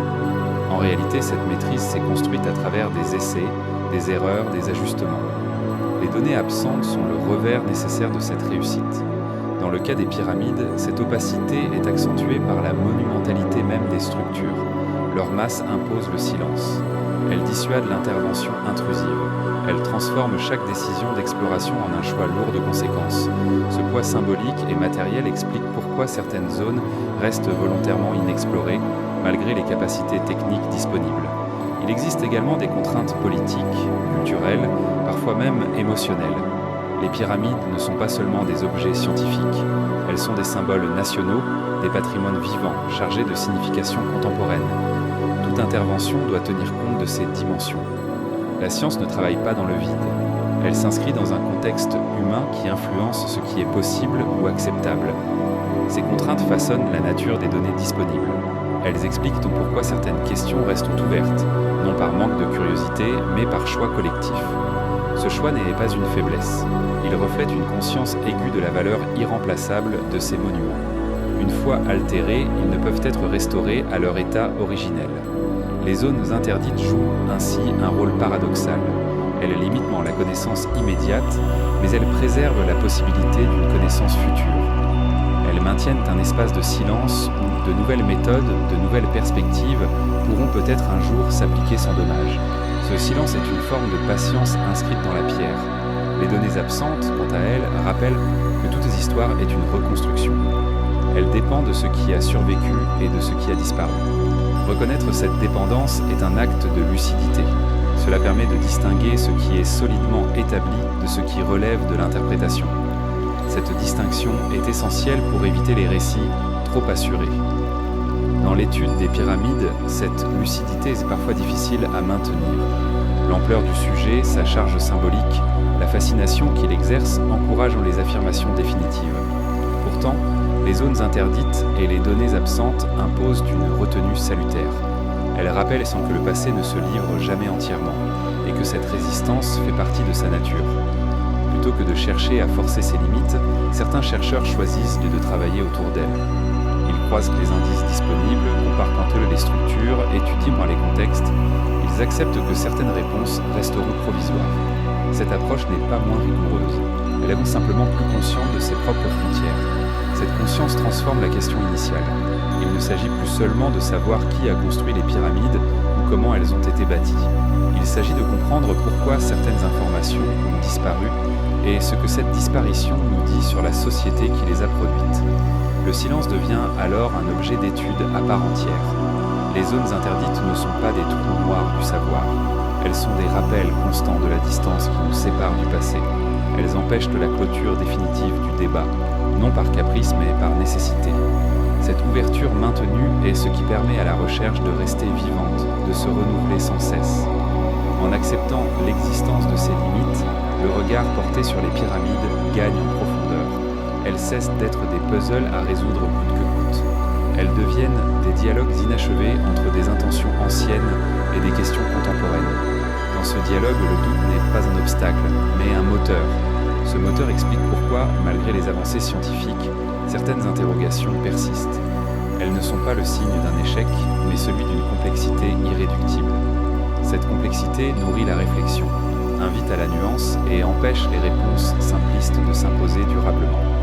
À ce stade, une interrogation émerge avec une clarté particulière. Si les zones interdites et les données absentes font partie intégrante de notre relation aux pyramides, pourquoi le doute persiste-t-il avec une telle force, même face à des preuves solides et à des explications cohérentes? Cette persistance ne tient peut-être pas uniquement aux monuments eux-mêmes, mais à la manière dont nous, observateurs modernes, construisons nos attentes face au passé. Le doute qui entoure les pyramides ne provient pas d'un manque de données, mais d'un excès de projection. Plus un monument est ancien, massif et silencieux, plus il agit comme un miroir. Il reflète nos attentes, nos cadres mentaux, nos manières contemporaines de penser le savoir et la technique. Les pyramides, Faralak, par leur permanence, traversent les époques sans adopter les catégories de celles qui les observent. Ce décalage nourrit une tension durable entre ce que l'on peut démontrer et ce que l'on ressent face à elles. Les chercheurs travaillent avec des fragments, une inscription partielle, un outil usé, une trace dans la roche, un alignement mesurable. Pris isolément, ces éléments sont souvent clairs. Ils indiquent une action humaine, une intention cohérente, une continuité culturelle. Mais lorsqu'il s'agit de relier ces fragments en un récit complet, les zones d'ombre réapparaissent. Le doute naît précisément dans cet espace intermédiaire, là où les preuves existent sans former une narration entièrement close. Ce phénomène n'est pas propre aux pyramides. Il accompagne toute étude de sociétés anciennes, mais il est amplifié ici par l'ampleur du résultat final. Une construction aussi stable, aussi durable, semble appeler une explication tout aussi solide. Lorsque l'explication repose sur des gestes simples, des outils modestes et des savoirs empiriques, un malaise subtil peut s'installer. Non parce que ces éléments sont insuffisants, mais parce qu'ils contredisent une intuition moderne associant grandeur et complexité technologique. Le doute persiste aussi parce que les pyramides sont devenues des objets culturels contemporains. Elles circulent dans des récits, des images, des interprétations populaires. Elles sont souvent présentées comme des énigmes, des exceptions, des anomalies. Cette mise en récit influence la perception scientifique elle-même. Même les chercheurs les plus rigoureux évoluent dans un environnement saturé de questions extraordinaires. Il devient parfois difficile de maintenir une lecture strictement sobre face à une attente collective de mystère. Un autre facteur réside dans la nature même des preuves archéologiques. Elles ne sont jamais exhaustives. Elles dépendent de ce qui a survécu, de ce qui a été découvert, de ce qui a été conservé. Dans le cas des pyramides, cette sélection est particulièrement sévère. Les matériaux périssables ont disparu. Les gestes ont laissé peu de traces. Ce qui demeure est le résultat final, impressionnant, mais muet sur une grande partie de son processus de création. Cette asymétrie crée un déséquilibre cognitif. On observe un objet d'une cohérence extrême, mais on ne dispose que d'indices partiels sur les moyens employés. Le cerveau humain cherche alors à combler l'écart, soit en surestimant la complexité des méthodes, soit en soupçonnant des éléments manquants majeurs. Le doute s'installe non parce que les preuves sont faibles, mais parce qu'elles semblent disproportionnées face aux résultats. Il faut également considérer la spécialisation croissante des disciplines. L'étude des pyramides mobilise l'archéologie, la géologie, l'anthropologie, l'histoire des religions, l'ingénierie, l'astronomie. Chaque discipline apporte un éclairage spécifique, mais aucun regard ne suffit à lui seul. Le doute naît parfois de cette fragmentation. Ce qui est évident pour un spécialiste peut sembler incomplet ou fragile pour un autre. La cohérence globale exige un dialogue constant, difficile à maintenir sur le long terme. Ce dialogue est d'autant plus complexe que certaines questions touchent à des zones sensibles. Reconnaître la capacité technique des sociétés anciennes oblige parfois à réviser des hiérarchies implicites. Cela peut remettre en cause des récits linéaires de progrès où la sophistication augmente de manière continue vers le présent. Les pyramides, par leur maîtrise précoce, perturbent ce schéma. Elles suggèrent que certaines compétences peuvent atteindre un sommet, puis se transformer ou se perdre, sans suivre une trajectoire ascendante simple. Le doute persiste aussi parce que les pyramides ne se répètent pas indéfiniment. Leur apogée est concentrée dans un laps de temps relativement court. Avant et après, les formes évoluent, les priorités changent. Cette concentration pose une question silencieuse. Pourquoi ici? Pourquoi à ce moment précis? Pourquoi de cette manière? Même si les réponses partielles existent, leur combinaison ne produit pas une explication totalement satisfaisante pour tous. Il existe également une dimension émotionnelle, rarement reconnue dans le discours scientifique. Les pyramides provoquent un sentiment de distance. Elles semblent étrangères, presque hors du temps. Cette impression peut influencer la manière dont les chercheurs évaluent les hypothèses. Une explication trop simple peut sembler insuffisante face à une émotion de grandeur. Le doute devient alors une réaction à un décalage ressenti, non à une contradiction factuelle. Ce décalage est renforcé par la durée. Les pyramides ont traversé des millénaires presque intacts. Cette longévité crée une impression de permanence qui dépasse l'échelle humaine. Elle donne l'illusion d'une œuvre détachée de ses conditions de création. Or, toute construction, aussi durable soit-elle, est le produit d'un contexte précis. Retrouver ce contexte demande un effort d'imagination discipliné, capable de réduire la distance sans la nier. Le doute persiste enfin parce que la science elle-même évolue. Ce qui est considéré comme établi à une époque peut être nuancé ou réinterprété à une autre. Les pyramides ont été étudiées pendant des siècles, avec des méthodes très différentes. Chaque génération projette ses propres outils, ses propres questions. Le doute n'est pas toujours un signe d'incertitude croissante, il peut être le résultat d'une sophistication accrue du regard. Dans ce cadre, le doute devient une posture méthodologique plutôt qu'un obstacle. Il empêche les conclusions hâtives, encourage la vérification, favorise la pluralité des approches. Lorsqu'il est sain maîtrisé, il ne remet pas en cause les bases solides, mais il maintient une ouverture. Cette ouverture est essentielle face à un objet aussi complexe et symboliquement chargé. Il est important de distinguer ce doute scientifique d'un scepticisme généralisé. Le premier s'appuie sur des données, reconnaît des acquis, mais accepte les zones d'ombre. Le second rejette les explications établies sans proposer d'alternatives rigoureuses. Les pyramides sont souvent prises entre ces deux attitudes. Comprendre cette distinction permet de clarifier les débats et d'éviter les amalgames. Le doute persistant chez les chercheurs ne signifie pas que tout est remis en question.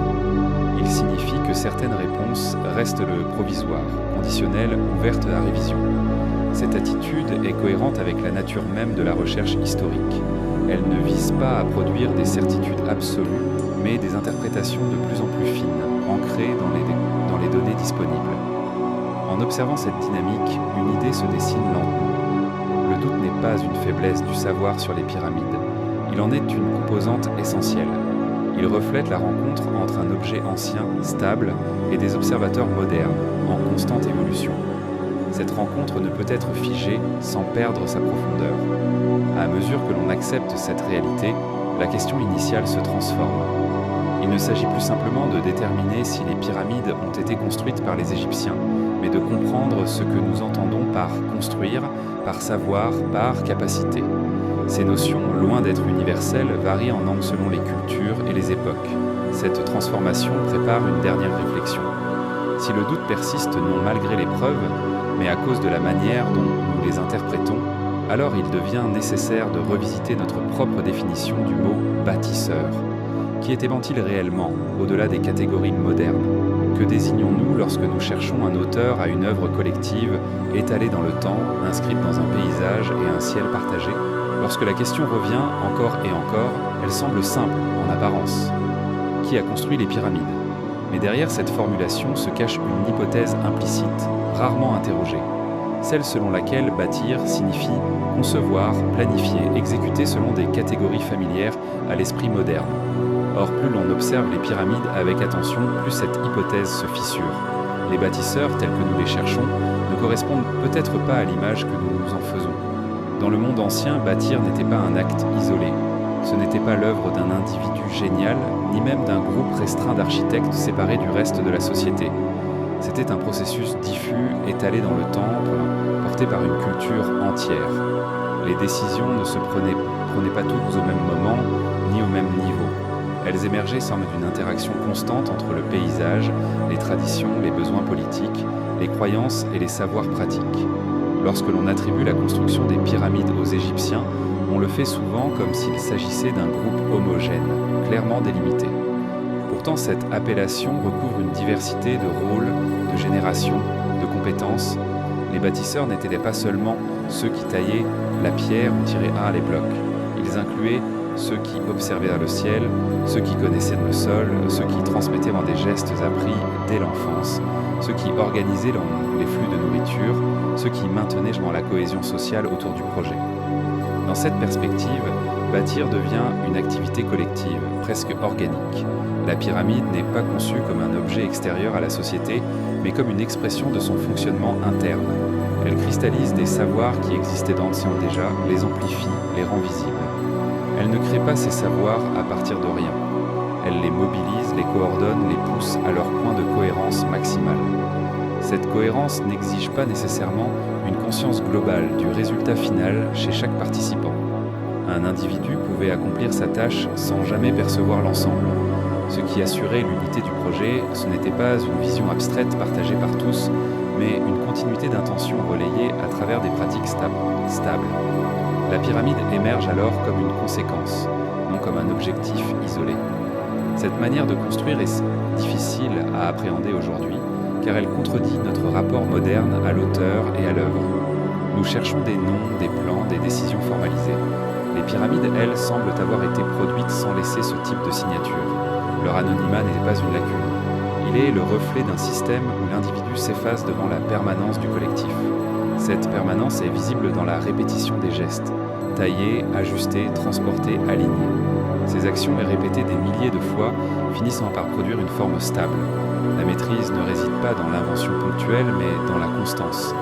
Cette constance, à son tour, repose sur une transmission fluide du savoir, rarement interrompue.